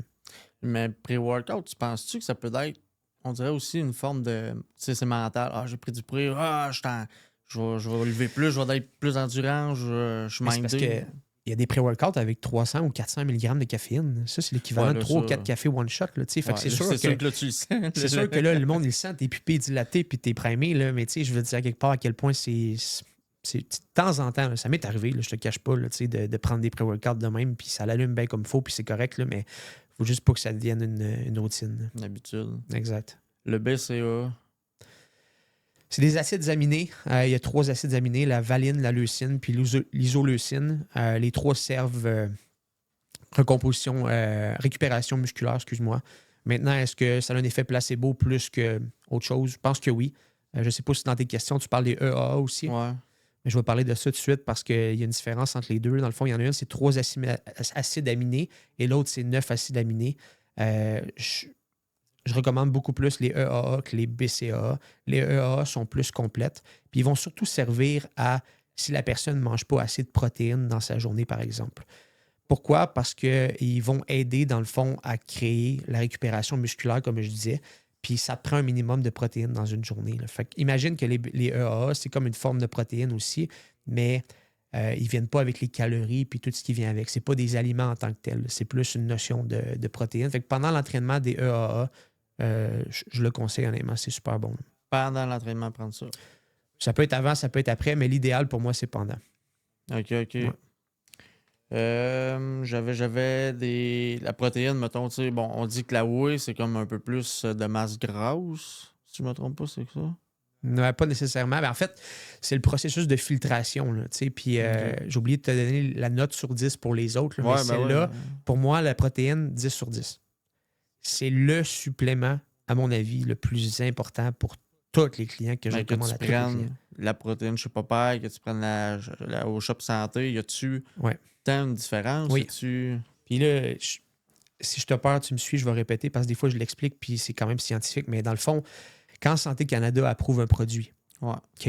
En fait, n'importe quoi qui est vendu sur les tablettes, Santé Canada doivent l'approuver. Mais mettons que toi, tu me fais approuver un produit, je vais te donner une marge d'erreur de 20 Je vais te dire, mettons que tu me dis qu'il y a 100 calories là-dedans, je te laisse le droit d'en mettre 80 ou d'en mettre 120. Même affaire au niveau des protéines. Fait que le danger avec ça, c'est que les gens, des fois, achètent des produits comme exemple, tout ce qui est en vrac. À un moment donné, la contamination des métaux lourds ou justement la portion de qualité, c'est ce que j'éviterais en tant que tel. Est-ce que tu vas mourir plus vite si tu prends ça? Non. C'est juste la qualité, puis tu payes pour ce que tu as. Au fond. Exactement. Fait que de recommander des entreprises ou des compagnies de suppléments qui sont certifiées, NSF, entre autres, ou Consumer Lab. Mais ça, c'est des affaires que c'est un tiers parti. Fait que, disons, il y a une troisième personne qui vient regarder ton supplément puis qui vient dire « Ah, je te garantis que ce qu'il a dit qu'il avait mis dedans, c'est vraiment ce qu'il a mis dedans. » Okay. ATP Lab, par exemple, il y en a une couple, USANA en est aussi. Fait il y en a une couple de compagnies comme ceux-là qui sont des compagnies certifiées en termes de suppléments. Fait que c'est pour ça que je dis aux gens, c'est Les protéines, c'est hyper bon parce que 90% des gens ne mangent pas assez de protéines. T'sais. Comme je te disais tantôt, 200 livres, 200 grammes de protéines. Mais 200 grammes de protéines, là, c'est à peu près 8 poitrines de poulet. Hey, Tu vas-tu manger 8 poitrines de poulet dans ta journée? Non. Fait qu'on compense avec des suppléments comme les protéines. OK. Fait que ça, c'est un gros 10. Ouais, 10, 11 sur 10. 11 sur 10, ouais. L'oméga 3? Oméga 3, c'est bon. Je te dirais 8 sur 10. Pas que le 2 sur 10 fait que c'est pas bon, juste parce que c'est pas essentiel. C'est sûr que si tu manges aucun poisson jamais, je te recommande en plus, mais les effets bénéfiques que ça peut avoir, ça a une portion du gras, en fait, ça. Puis, disons, au niveau de la mémoire ou du cerveau en tant que tel, ça va avoir un effet bénéfique. Ton cerveau est composé de 60% de gras.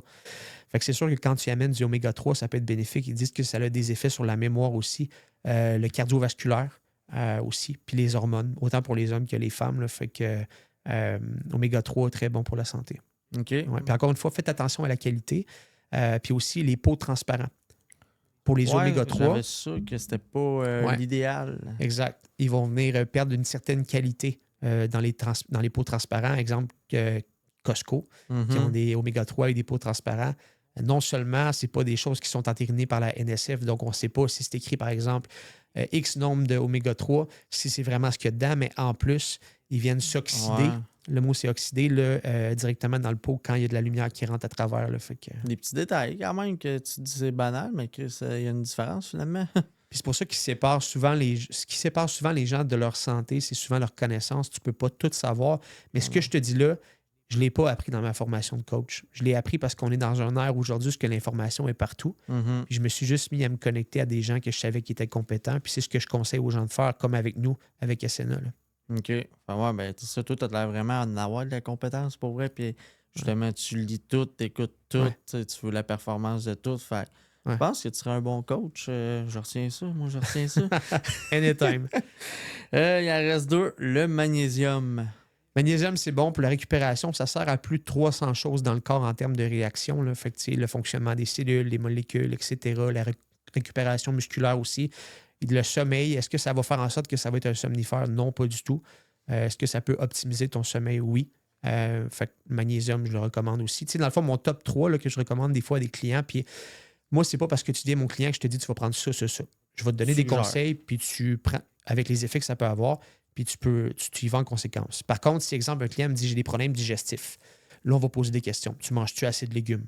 Ah oui, j'en mange assez. Ah, parfait. Je vais te conseiller des fibres. Parce que les fibres, ça peut améliorer justement toute cette portion-là. Fait que ça m'a fait avec le magnésium. Je ne vais pas te le conseiller si je sens que tu n'en as pas de besoin. Les effets bénéfiques que ça peut avoir, comme je te dis, récupération musculaire, sommeil, c'est un bon supplément. Là. OK. Fait que tu as dit combien sur 10? Je vais dire un 8 sur 10 aussi, comme l'oméga 3. 8 sur 10? Ouais. Et la fameuse créatine. J'aurais été surpris que tu n'aimes pas celle-là. Non, mais là, à cet âge, justement, il y a plus d'études faites là-dessus, puis c'est comme plus bien vu qu'avant. Ben, je pense bien, en tout cas, ça a l'air plus bien vu. Là. Oui, je me suis fait quand j'ai commencé à m'entraîner en 2016. C'est un de mes chums de gars qui m'a amené au gym parce que justement, je connaissais pas ça puis tout ça. Puis je me suis dit qu'on a été chez Walmart puis j'ai regardé les pots de créatine comme si c'était des stéroïdes. Là. Ben c'est ça, c'était comme considéré comme dans la même famille. J'avais envie d'en acheter, mais j'étais comme, qu'est-ce que le monde va penser de ça si je vais aller à la caisse puis j'achète ça, tu sais. Mais là, c'est le supplément le plus étudié au monde. La créatine va t'amener une meilleure performance au niveau musculaire. Moi, je conseille à tout le monde, honnêtement, d'en prendre un 5 grammes par jour. Pas besoin de cycler non plus. Il n'y a pas besoin de commencer à 5 ou à 10, puis après ça, de descendre. C'est 5 grammes bien straight là-dessus. Ça l'amène une rétention d'eau. C'est souvent ce que les gens pensent qui est négatif. Prends pas de la créatine, ça va t'amener une rétention d'eau. Pas nécessairement. C'est la rétention d'eau vient intramusculaire. Puis c'est ce qu'on veut. Tu vas avoir l'air plus gonflé. Dans le fond, elle vient dans les cellules. Dans les cellules, tu as une portion d'eau aussi là-dedans, puis elle va amener l'eau où ce qu'elle a besoin d'aller pour aider à mieux fonctionner ton corps, finalement. Fait que ça va juste améliorer tes performances, la créatine. Là. Fait que ça, c'est un gros 10. Ah oui, c'est un 10. C'est un 10, mais est-ce que tu as besoin de ça pour avoir des performances? Non. Est-ce que ça peut faire une différence? Oui. Ouais.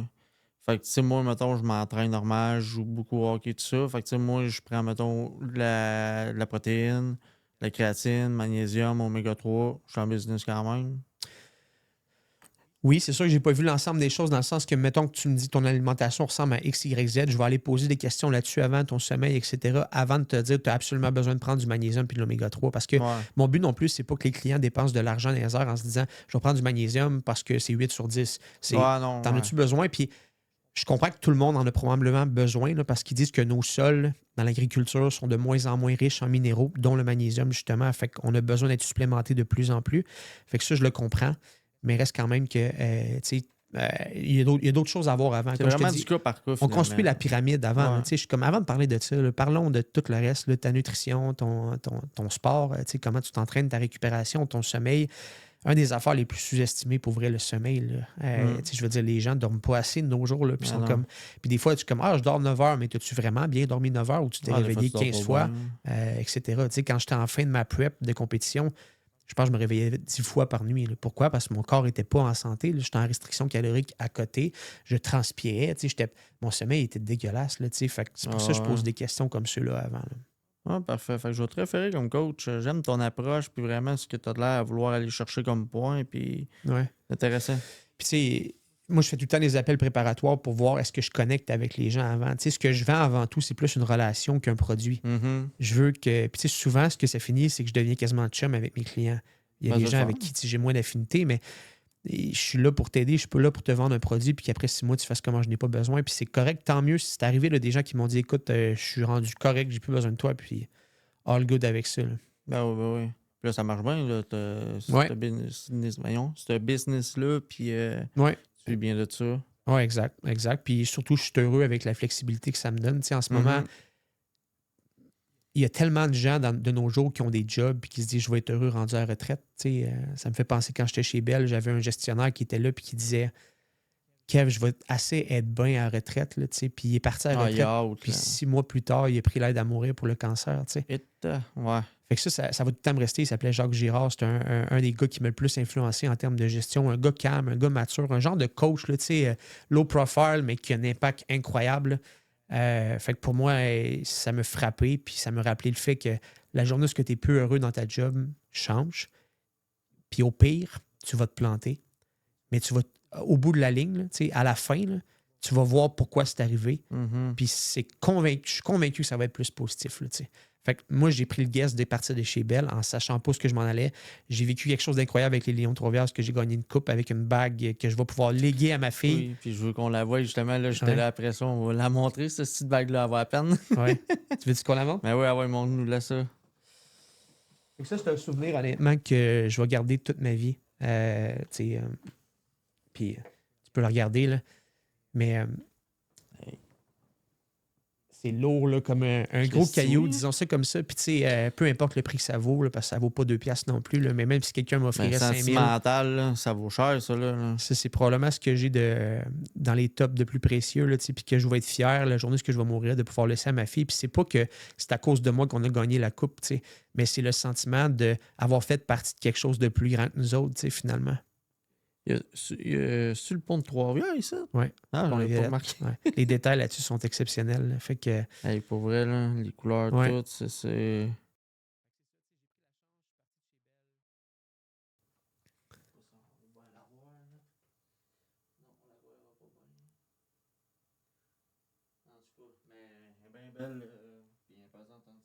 ouais, c'est un bon caillou. Fait que c'est ça, je suis parti de chez Bell, j'ai pris la chance de quitter l'entreprise en me disant, tu sais, je sais pas trop ce qui va arriver. Puis depuis ce temps-là, honnêtement, il se passe des belles choses. Puis c'est pour ça que la fois que je retiens puis que je dis souvent aux gens, c'est prendre des risques. Prendre des risques, ça finit toujours par payer, tu sais, même si au début, on voit pas le pourquoi. C'est ce que je fais. Puis je sais pas, tu sais, ça me laisse penser que dans 10 ans, ça se peut que je sois complètement ailleurs, là, tu sais. Parce que je vais continuer de risquer des affaires de même, c'est certain. Là. T'as de l'air justement de même. Vraiment. Mais ça, tu continuerais-tu quand même à coacher les gens puis partir d'autres choses ou tu lâcherais tout puis tu partirais d'autres choses carrément? Je suis tellement passionné par le fitness qu'on dirait que, tu sais, pour moi, je sais que il y a Arnold Schwarzenegger qui se faisait poser une question à dire pourquoi tu t'entraînes encore à 70 ans, je me souviens plus quel âge qu'il a, tu sais.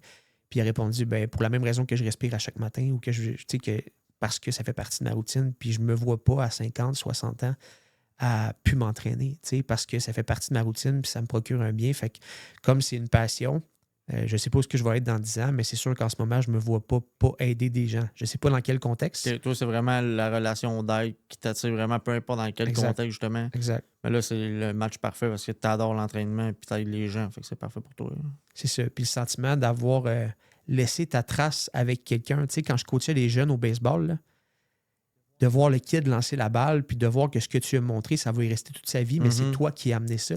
Au même titre que ce que je t'ai appris aujourd'hui, exemple, à propos des Santé Canada, 20%, peu importe. Tu sais, ça va rester. Fait que pour moi, c'est un sentiment d'accomplissement de partager ça. Puis peut-être que le canal va être différent. Peut-être que ce ne sera plus du coaching one-on-one. Tu sais. Moi, un de mes rêves, peut-être, ce serait éventuellement peut-être de faire des conférences. J'en ai déjà fait chez Bell comme gestionnaire, mais de faire ça comme coach. Mais, tu sais, partager la santé, partager les bonnes habitudes de vie, ça fait partie des ambitions que j'ai. Après moi, tu vas le faire. À suivre. Prochain épisode. Après moi, tu vas le faire. Ouais. Moi, je pense que dans la vie, tout part du mental. Tu sais, la force, la détermination que tu as aujourd'hui, si tu n'as pas de mental, tu pourras jamais y arriver, même si tu es l'homme le plus fort du monde. Ouais, tellement. Moi, je suis quelqu'un que je m'entraîne. Bon, là, c'est ainsi, j'ai quand même la misère, mais j'essaie de m'entraîner 3-4 fois semaine. Ouais. Mais j'aime pas tant ça, m'entraîner. Ouais. Je le fais parce que je sais qu'au fond de moi, ça me fait un bien-être puis tout. Ouais. Fait que je me dis, crime, il faut que je le fasse, il faut que je le fasse. Mais je trippe pas à m'entraîner. T'as-tu des trucs qui pourraient, tu sais, justement, le monde qui sont découragés d'aller à la salle de gym puis tout, qui pourraient nous aider justement à se dire, Chris, fais-le ou je sais pas, de manière plus le fun ou. Mais en fait, moi, je vais te dire, force-toi pas si t'aimes pas ça. Première affaire, là, tu sais, puis de nos jours, les méthodes d'entraînement, il y en a une tonne. Tu sais, je veux dire, je sais pas si mon conseil serait, va essayer tout ce que tu peux essayer. Aerox, CrossFit, yoga, je niaise, là, mais peu importe le type d'entraînement, va essayer la course à pied, whatever, puis à un moment donné, tu vas pogner ton X. Là. J'avais pensé au CrossFit, mais tu sais, c'est quand même très différent. Mettons, côté style d'entraînement. Fait que je pense que j'aimerais plus ça parce que tu es tout le temps en train de bouger, à dépenser tout de suite l'énergie et tout ça. Mais on dirait que, je sais pas, on dirait, là, je lève des poules, un moment donné, ma structure de muscle va se former. Puis là, l'autre, c'est comment je dépense d'énergie, je vais plus comme fondre un peu. Puis tu sais, ça, c'est de la perception que j'ai. Puis que, tu sais, mais on dirait, c'est ça, que ça donne pas les mêmes résultats au final. Fait que, tu sais, on dirait que je ne sais pas. Puis ça a l'air dur, si. T'as-tu déjà essayé ça?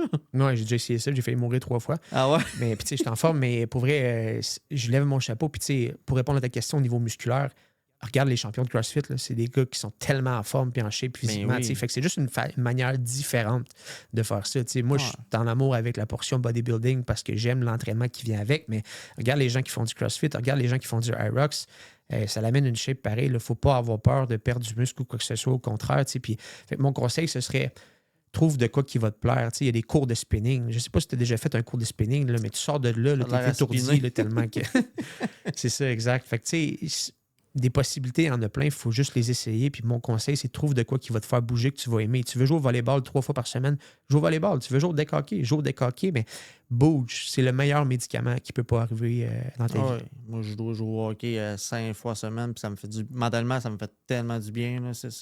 Oui, exact. Mais l'affaire qui bloque, puis autant moins que bien du monde, mettons le CrossFit, c'est pas donné.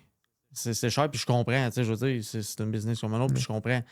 Mais c'est parce que c'est ça qui bloque des fois les gens, justement, à c'est 175 par mois. Ouais! C'est de l'argent, là.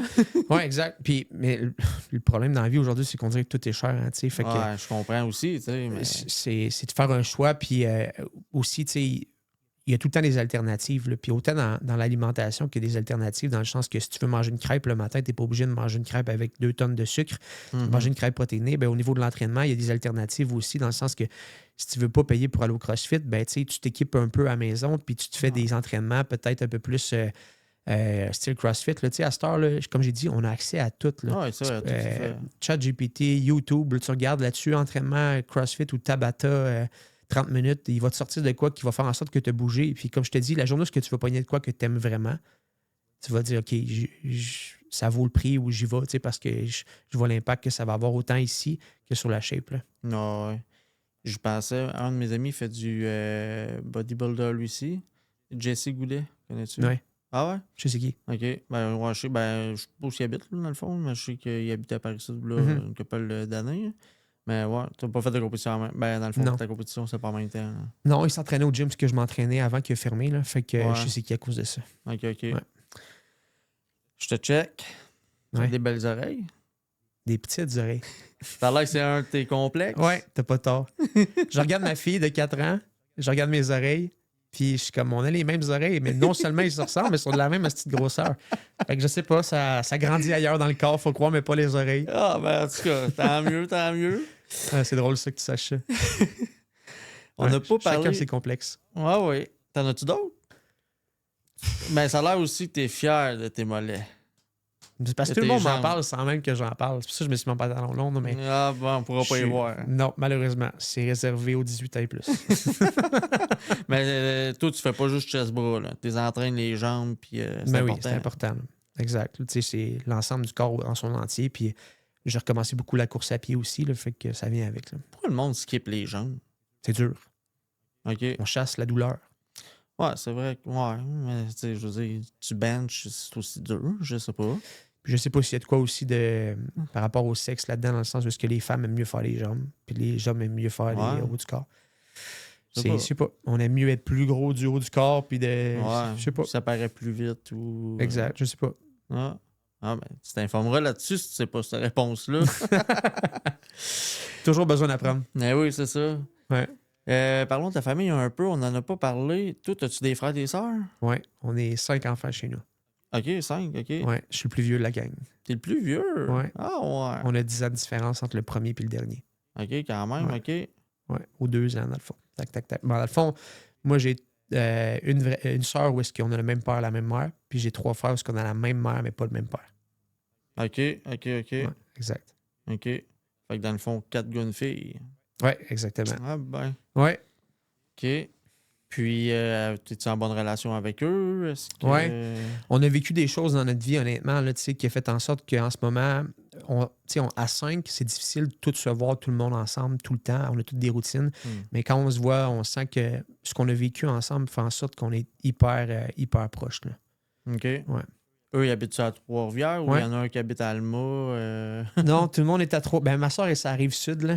Mais je calcule ça comme étant Trois-Rivières. On n'est pas si Bon, loin ça, que ça. c'est pas là. loin. Là. Oui, exact. Ok. Mais tu sais, on a vécu des choses, je te dirais. Tu sais, moi, je suis pas proche du tout de mes parents. Là. Mon père était dans l'alcool toute sa vie. Je commence à me rapprocher un peu plus de lui parce que je trouve ça triste pour ma fille, surtout qu'il peut pas voir son grand-père, tu sais, je te dirais. Fait que je commence à me rapprocher un peu plus là-dessus pour bâtir une relation. Mais ma mère, pour moi, ça a été un des moments les plus... En fait, c'est ce qui a fait en sorte que je suis devenu aujourd'hui. Fait qu'autant j'ai de la gratitude là-dedans, même si c'était difficile. Tu sais, moi, à 19 ans, j'ai ouvert mon compte de banque, puis j'ai réalisé que ma cote de crédit était de genre 300, puis que je devais à peu près entre 15 000 puis 20 000 piastres. À 19 ans. Ouais. OK. Et pourquoi? Parce que ma mère avait usurpé mon identité. Fait que dans le fond, puis là, vous vous posez la question, comment une mère peut faire ça? Écoute, j'ai pas les réponses à toutes, mais puis encore une fois, je le dis que si ce que je suis aujourd'hui, c'est probablement à cause de tout ça, parce que ça a juste prouvé que, tu sais, j'ai compris qu'il n'y a personne qui allait venir me sauver. Là. Si je voulais de quoi, il faut que je le fasse moi-même, tu sais. Fait que, tu sais, de partir de zéro, mon premier char, là, je l'ai acheté à 30% d'intérêt, là.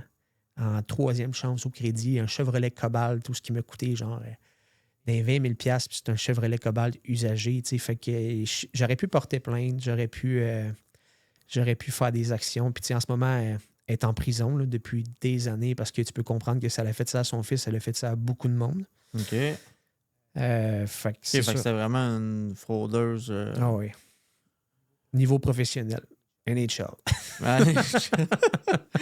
Mais est-ce qu'elle avait-tu un travail? Là, je te pose des questions si tu veux pas. Non, je suis bien à l'aise, honnêtement. Puis c'est c'est drôle parce que là, tu sais, puis j'aime le contexte, encore une fois. On a commencé le podcast en disant ça, mais je leur dis, ton podcast, ça mène vraiment à l'idée où est-ce qu'on peut s'ouvrir, puis de ne pas être timide parce qu'on se sent en confiance. Puis c'est le genre d'affaires, honnêtement, qu'il y a des gens que j'ai croisés dans ma vie que j'ai pas parlé. Là. Il y a des boss à qui j'ai jamais parlé de ça. Il y a des amis même qui sont pas proches, qui savent même pas ça. Mais je suis rendu à un point de ma vie où je suis pas gêné d'en parler parce que je vois le côté positif que ça a apporté dans ma vie. T'sais. Fait que, tu sais, ma mère, est-ce que c'était une bonne mère? C'était une bonne mère en termes de me nourrir, prendre soin de moi, m'acheter des choses, etc. Mais le problème, c'est que le moyen qu'elle trouvait pour prendre soin de nous autres, les 5 enfants, c'est un moyen qui était criminel, c'est-à-dire de frauder des gens. Mais elle n'avait pas de travail officiel? Elle a travaillé en restauration, etc. Le plus, tu sais, elle a fait une tonne de jobs. Comme aussi, on a déménagé. Tu peux comprendre que quand tu es fraudeur, souvent, tu ne payes pas tes bails puis tes loyers, etc. Fait que on a déménagé, là, mon gars. Là, je peux même pas. Je suis pas capable de te compter le nombre de fois où on a déménagé quand on était jeune. Puis, tu sais, à l'époque, on ne comprenait pas nécessairement pourquoi tout ça arrivait, tu sais. Fait que là, avec le recul, on comprend un peu plus que c'est à cause de tout ça. Puis, regarde, j'ai essayé de pardonner à plusieurs reprises. On a repris contact à certains moments. Puis finalement, ça a fait en sorte que j'ai compris. Malheureusement, c'est triste dit comme ça, mais on ne choisit pas nos parents. Puis je pense que, comme je te dis, l'aspect positif que ça a eu, c'est autant je suis ce que je suis à cause de ça, mais la relation que j'ai avec ma fille. Mm-hmm. Tu sais, puis je pense que, tantôt, on parlait de performance, là. Je veux tellement réussir, puis je pense que c'est une des raisons pour ça aussi, là. C'est que je veux qu'elle soit fière, mais je veux aussi qu'elle ait la vie qu'elle mérite d'avoir, tu sais. Non, c'est ça. Fait- On dit souvent la pomme tombe pas loin de l'arbre. Exact. Mais toi, dans le contraire, c'est vraiment tout l'opposé. Ouais. Tu veux pas du tout avoir rien de ressemblance à tes parents puis montrer les bonnes valeurs à ta fille. Exactement. Fait que, tu sais, dans le fond, des fois, c'est comme tu vis des choses pour te permettre de savoir ce que t'aimes pas. Mais là, c'est un peu le même principe de savoir ce que tu veux être puis tu veux pas être. Et je sais ce que je veux pas être. Et ça fait en sorte, comme je te dis, que c'est la personne que je suis aujourd'hui. Puis je pense que ça fait un lien aussi avec le fait je veux aider les gens. Mm-hmm. C'est parce que Ouais. je sens que je peux avoir un impact là-dessus. Là. C'est là, toi, t'as pas eu vraiment d'aide, j'imagine. Non, fuck all. Fuck all.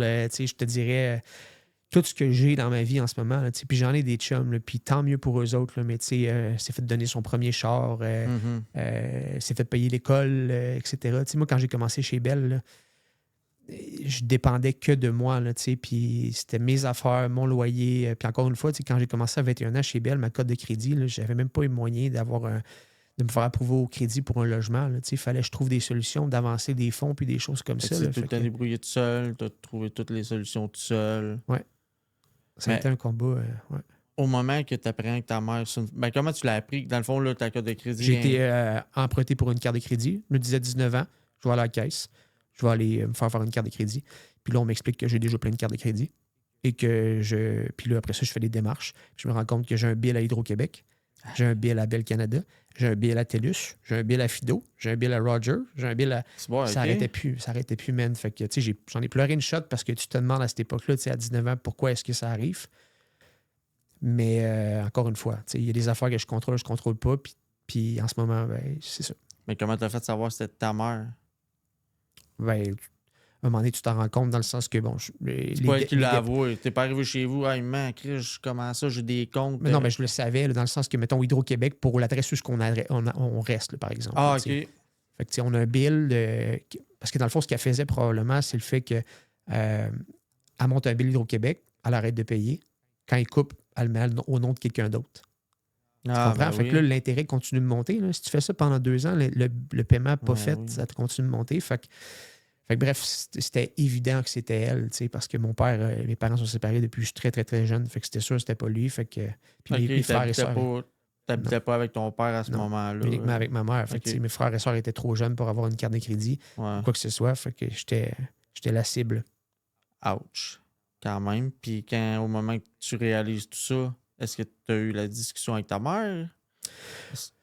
Ben, on a discuté, mais tu sais, honnêtement, elle était dans le déni. Je pense que quand tu as un problème comme ça, c'est un problème de, je dirais pas mythomane, mais tu deviens que tu trouves dans les excuses, etc. Puis tu sais, même devant les juges, c'est probablement ce qu'elle faisait aussi, là, parce qu'elle a recommencé à plusieurs reprises. Là, tu sais, son parcours de prison, disons ça comme ça, elle est rentrée, elle est ressortie, elle est rentrée, elle est ressortie. Fait que tu vois que c'est un problème de santé mentale, probablement. Là.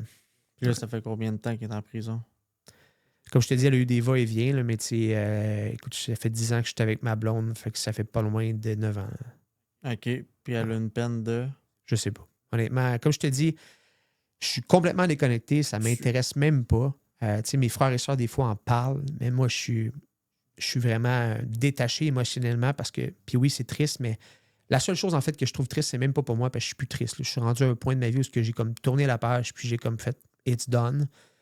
La seule chose que je trouve triste, c'est pour ma fille. Parce que c'est sa grand-mère, tu sais. Puis son grand-père, comme tu sais, que mon père n'est pas proche. Puis du côté de ma blonde aussi, évidemment, son père est décédé. Fait qu'il nous reste une grand-mère. Puis une chance qu'on l'a, honnêtement. Elle est adorable, elle nous aide énormément. Mais c'est ça. Fait que c'est la seule chose que je trouve triste, mais pour le reste, je suis complètement déconnecté. Puis ça m'intéresse même pas. Ah, je comprends ça. C'est une bonne épreuve. Puis le montrer à ta fille, ça te tente un peu moi aussi. Là. Et en parler. Puis. Ouais, ben elle va finir par poser des questions. Puis comme j'ai toujours dit la vérité, je vais continuer de leur dire la vérité. Il n'y a rien à cacher dans le sens que chaque personne dans la vie font leur choix. Puis juste revenir sur ce que j'ai vécu. C'est un bel exemple, je pense, de. J'aurais pu, puis j'en ai des amis qui ont vécu des choses difficiles, qui sont tombés dans le mode victimisation. Puis, tu sais, moi, à 20 ans, quand j'ai vécu ça, j'ai fait comme, j'aurais jamais de maison dans ma vie. Là. Ouais, là, Jamais. Tu n'es pas capable d'emprunter pour un char. Là. Comment tu vas te dire, je vais avoir une maison? Puis à 30 ans, j'ai acheté ma première maison. Fait que là, tu sais, veux pas, tu bâtis ta confiance, tu bâtis le fait que tu es capable, mais que ça dépend de toi. Fait que c'est pour ça qu'après ça, sky's the limit. Puis, tu sais, jamais j'aurais pensé me lancer en business. Puis là, en novembre, ben, on a lancé ça. Fait que très content. Comme j'ai dit tantôt, tout part du mindset. Ouais. Tu as eu un gros mindset, tu n'as jamais abandonné. Tu t'es dit, Chris, faut que je me sorte de là. J'ai 19 ans, puis ton père là-dedans, toi, bon, c'est un père alcoolique. Je sais que tantôt, tu disais que tu aimais bien le rhum. As-tu un peu de dépendance dans cette voie-là? Non, aucune dépendance là-dessus, honnêtement. Là, j'étais plus un gars... je bois pas souvent, mais quand je buvais beaucoup. Mais sinon, j'ai pas arrêté en disant faut que j'arrête, j'ai un problème. J'ai arrêté parce que je suis tombé en shape. J'ai arrêté parce que je voyais l'impact. Puis à ce moment-là, ça m'arrive encore de boire un ou deux verres de rhum pur ou ben, un petit whisky ou peu importe, mais pas trop pour la shape. Je le fais parce que j'ai envie de le faire et non pas parce que je veux me péter à la face, parce que je le sais, le lendemain, ça va avoir l'air de quoi. Puis ça m'intéresse plus. Là. J'ai plus l'âge. Tu sais, j'ai sorti quand j'étais au cégep. Là, mercredi, on allait. Le mardi, c'était au Manchester. Le mercredi, c'était à une autre place. Le jeudi, on allait au Monkey. Pour les vieux de la veille, ils vont se souvenir. Là. Le vendredi, au Monkey. Le samedi, on sortait au D'Artagnan. Le dimanche, j'allais à Québec, au Dagobert. On pèse à la Switch, puis on recommence. Je l'ai fait, là, mais ça m'intéresse plus pantoute. Ah non, c'est bien sûr. Puis ton père, même si t'es un alcoolique, as-tu quand même eu une bonne relation avec?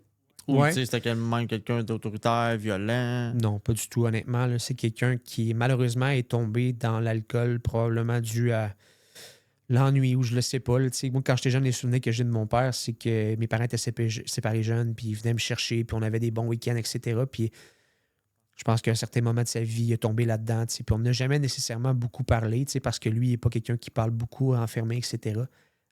Fait que c'est ça. J'ai jamais eu. C'est pas une mauvaise personne, pas du tout. C'est juste qu'il y a un problème, puis c'est le fait en ce moment que il se traite depuis des années là-dessus, puis ça commence à beaucoup mieux aller, d'où le fait que j'ai rouvert la porte puis qu'il a vu ma fille, etc. Ah, crime, c'est le fun, ça, par exemple. Ouais. Parfait. Fait que, écoute, Kev, on va arriver au dernier segment. OK. Ça, c'est un segment, là, tu vas te dégêner. C'est bon. J'ai bien hâte. Bon, là, c'est sûr que le titre, c'est Histoire d'ivrogne. Ah, OK. On va boire une gorgée d'eau de bord. Pour une bonne gorgée d'eau, tu vas en avoir besoin, mon minou. Dans le fond, je t'explique. On va y aller en 3 parties. Okay? Yes. Dans le fond, tu vas piger un sujet. Dans le fond, tu vas en piger 3. Okay? On va commencer demain. Je vais t'expliquer une affaire en étape à la fois. Là. Fait que pige 3 sujets.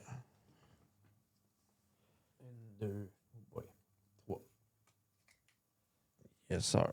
Bon. C'est quoi tes sujets? Travail, ça part bien. Bon. Les 2 autres? Contraception et intempéries. Est-ce que tu te sens à l'aise avec... T'as-tu des histoires après tout dans les 3 sujets? Ben, l'histoire que le travail, écoute, j'en ai plein. Maintenant, faut-tu que ce soit drôle? Faut-tu que ce soit... non, n'importe quoi. Mais là, attends, je veux juste savoir si t'es à l'aise avec tes 3. Parce que s'il y en a un que tu sais pas quoi, t'as pas d'histoire ou de quoi, on va changer.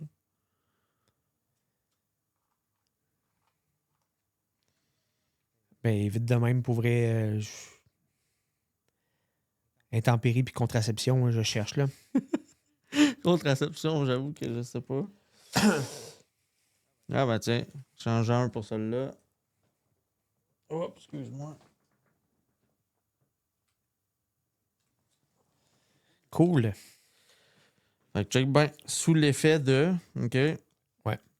On va commencer. Pige une carte de même. Je là. C'est quoi? Une crise de vieille folle.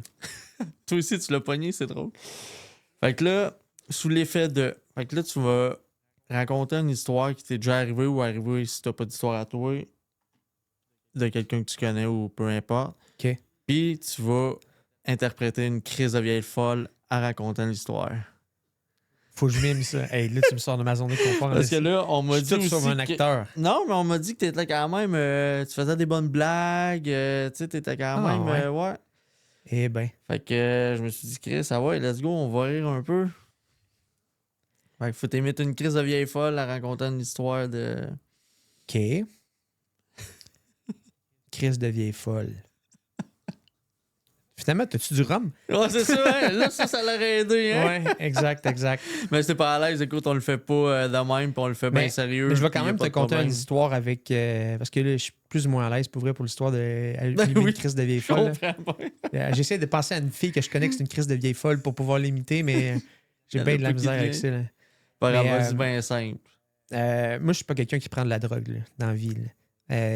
En fait, j'ai jamais même fumé du weed ou peu importe. Jamais? Là. Non.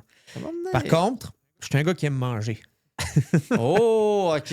Ah, ça Fait va que là, être tu me vois intéressant. venir. Là, tu sais, Fait qu'on est on est des gars dans un camping à Sainte-Geneviève, puis il y a un gars qui amène des biscuits. À quel âge, ça, à peu près?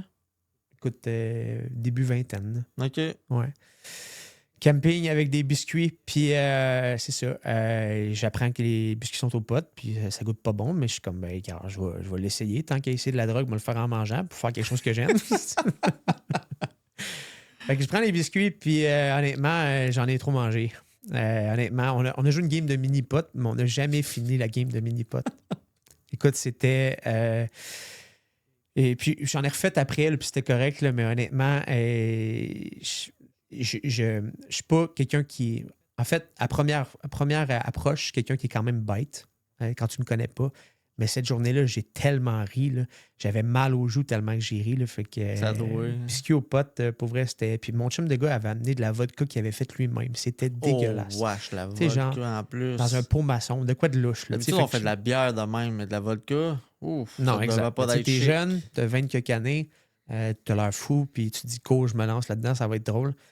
Finalement, bref, c'était quelque chose. Fait que t'as goûté à son affaire pendant que t'étais ses biscuits aux potes. Ouais. Fait que tu comprends que c'est pour ça que j'ai eu. Tu sais, pas être capable de finir un 18 trous de golf, OK, c'est long. Mais de mini-pot. Tabarnak. Ouais. Ouais, exact. Mais tu sais, c'est ça. Fait que c'est pour ça que je fais pas beaucoup de drogue dans ma vie, mais je suis pas attiré par ce genre de choses-là. J'aime mieux être moi-même. Ah, tu fais bien, tu fais bien. Ouais. Deuxième thème. Intempérie.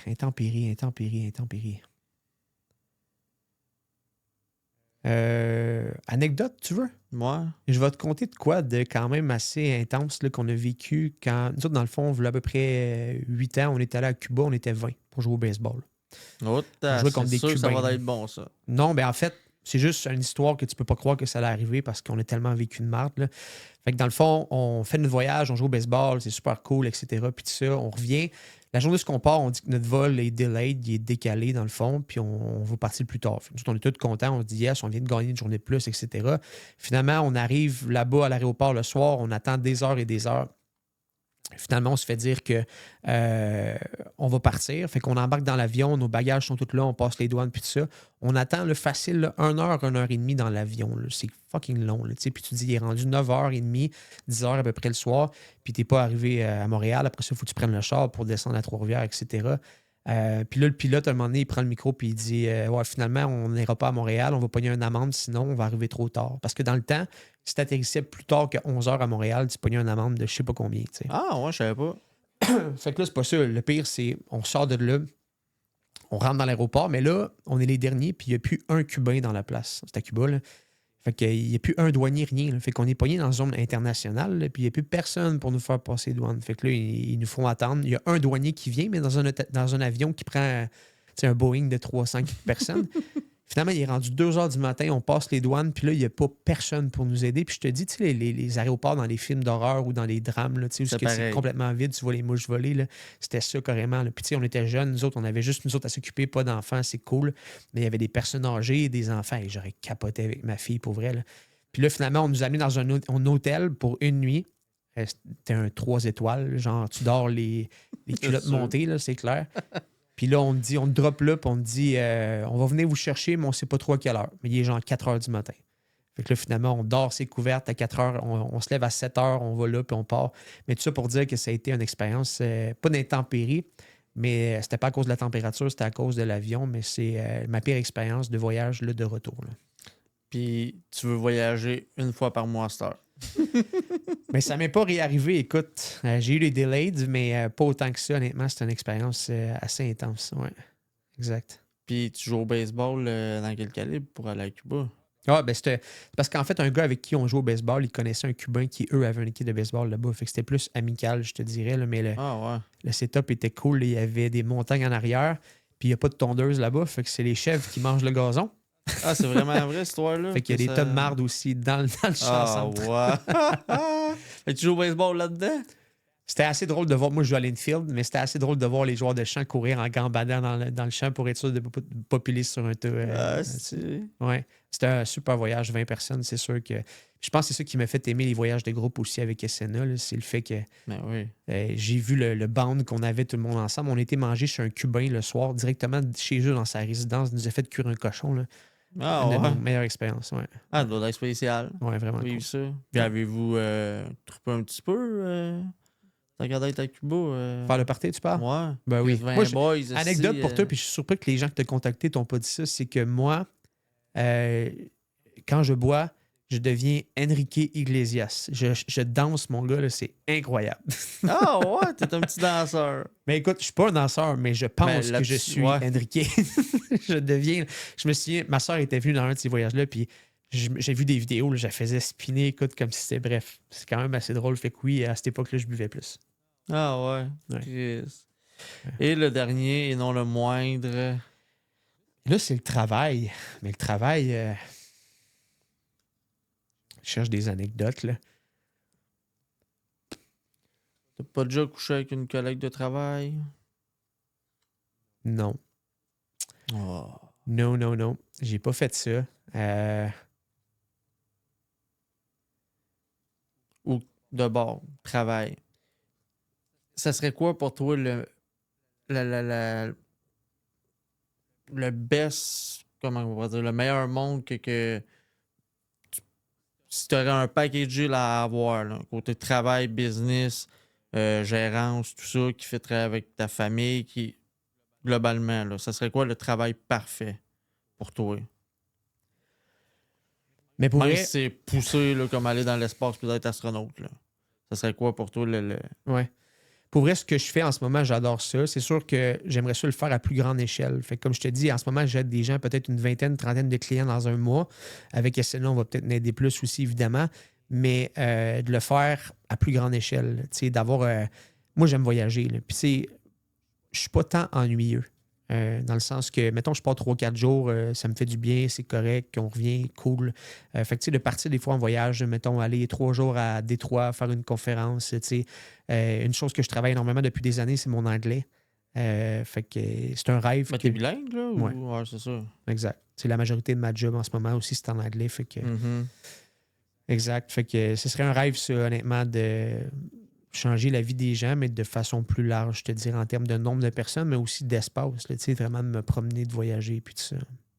Non, intéressant. Ben, moi, je suis sûr que ça va y aller. Ouais, à suivre. Ben, t'as tellement eu de la persévérance dans ta vie. Tes objectifs sont tout le temps là, puis là, puis là. Tu veux tout le temps amener le monde qui sont avec toi meilleur, au top de leur forme ou de la réussite qu'ils peuvent avoir. Puis moi, je trouve ça fabuleux. Moi, je sais c'est quoi d'être Kevin. Fait que je sais que les Kevin, c'est des bons gars. Ils ont de l'avenir. Yes. Fait que là, toi, ton Honda Civic est parqué en face. À côté de la tienne. Là? Ouais, à côté de la mienne. Parfait. T'as-tu amené quelque chose pour laisser ta trace ici? Yes. Je t'ai amené C'est pas grand-chose, honnêtement, mais c'est quand même quelque chose de sentimental pour moi. Là. C'est la Rally Towel qu'on avait lors des séries de la Coupe Kelly au niveau des Lions. C'est quelque chose que j'ai gardé en souvenir, mais que je suis prêt, avec l'hospitalité que tu m'as donnée, à te laisser aujourd'hui pour te laisser ça à travers les meubles de ton podcast. Là. Fait que un petit souvenir qui va rester aggravé dans ma mémoire, mais aussi maintenant à la tienne. Hey, t'es fin. Merci. Puis là, tantôt, je vais te le faire signer. Va peut-être valoir cher, ça, plus tard. Il ne voudra pas plus cher, en tout cas pas aujourd'hui. Ah, ben, merci d'être venu, Kevin. Je suis bien content. C'est bien le fun. Merci, Kev. Fait plaisir. Puis bonne chance pour la suite. Puis, comme on dit, bon succès. Bon succès à toi aussi. Hey, puis attends, si t'aurais une citation, la citation finale là, du podcast, ça serait quoi? Je suis tellement un gars de citation en plus. Je sais, t'adores les citations. T'en sors une par jour, qu'on m'a dit. Ouais. Fait que là, la celle d'aujourd'hui, ça serait quoi? Mais je vais utiliser celle que j'ai souvent en tête, là, puis je pense que tu la connais aussi. Là, c'est tu manques 100% des opportunités que tu prends pas. Ben, c'est Wayne Gretzky qui a dit tu manques 100% des shots que tu prends pas. Fait que, tu sais, encore une fois, c'est s'il y a un risque, vaut autant prendre la chance quand même parce que tu sais pas à côté de quoi tu passes. Puis le plus gros risque que j'ai fait dans ma vie, c'est partir de chez Bell. Puis je le répète, je le sais, mais pour moi, ça a été le game changer dans ma vie. C'est que même si c'est un gros saut en parachute que vous avez besoin de faire, si vous avez envie de le faire, faites-le. Merci, Kev. Yes.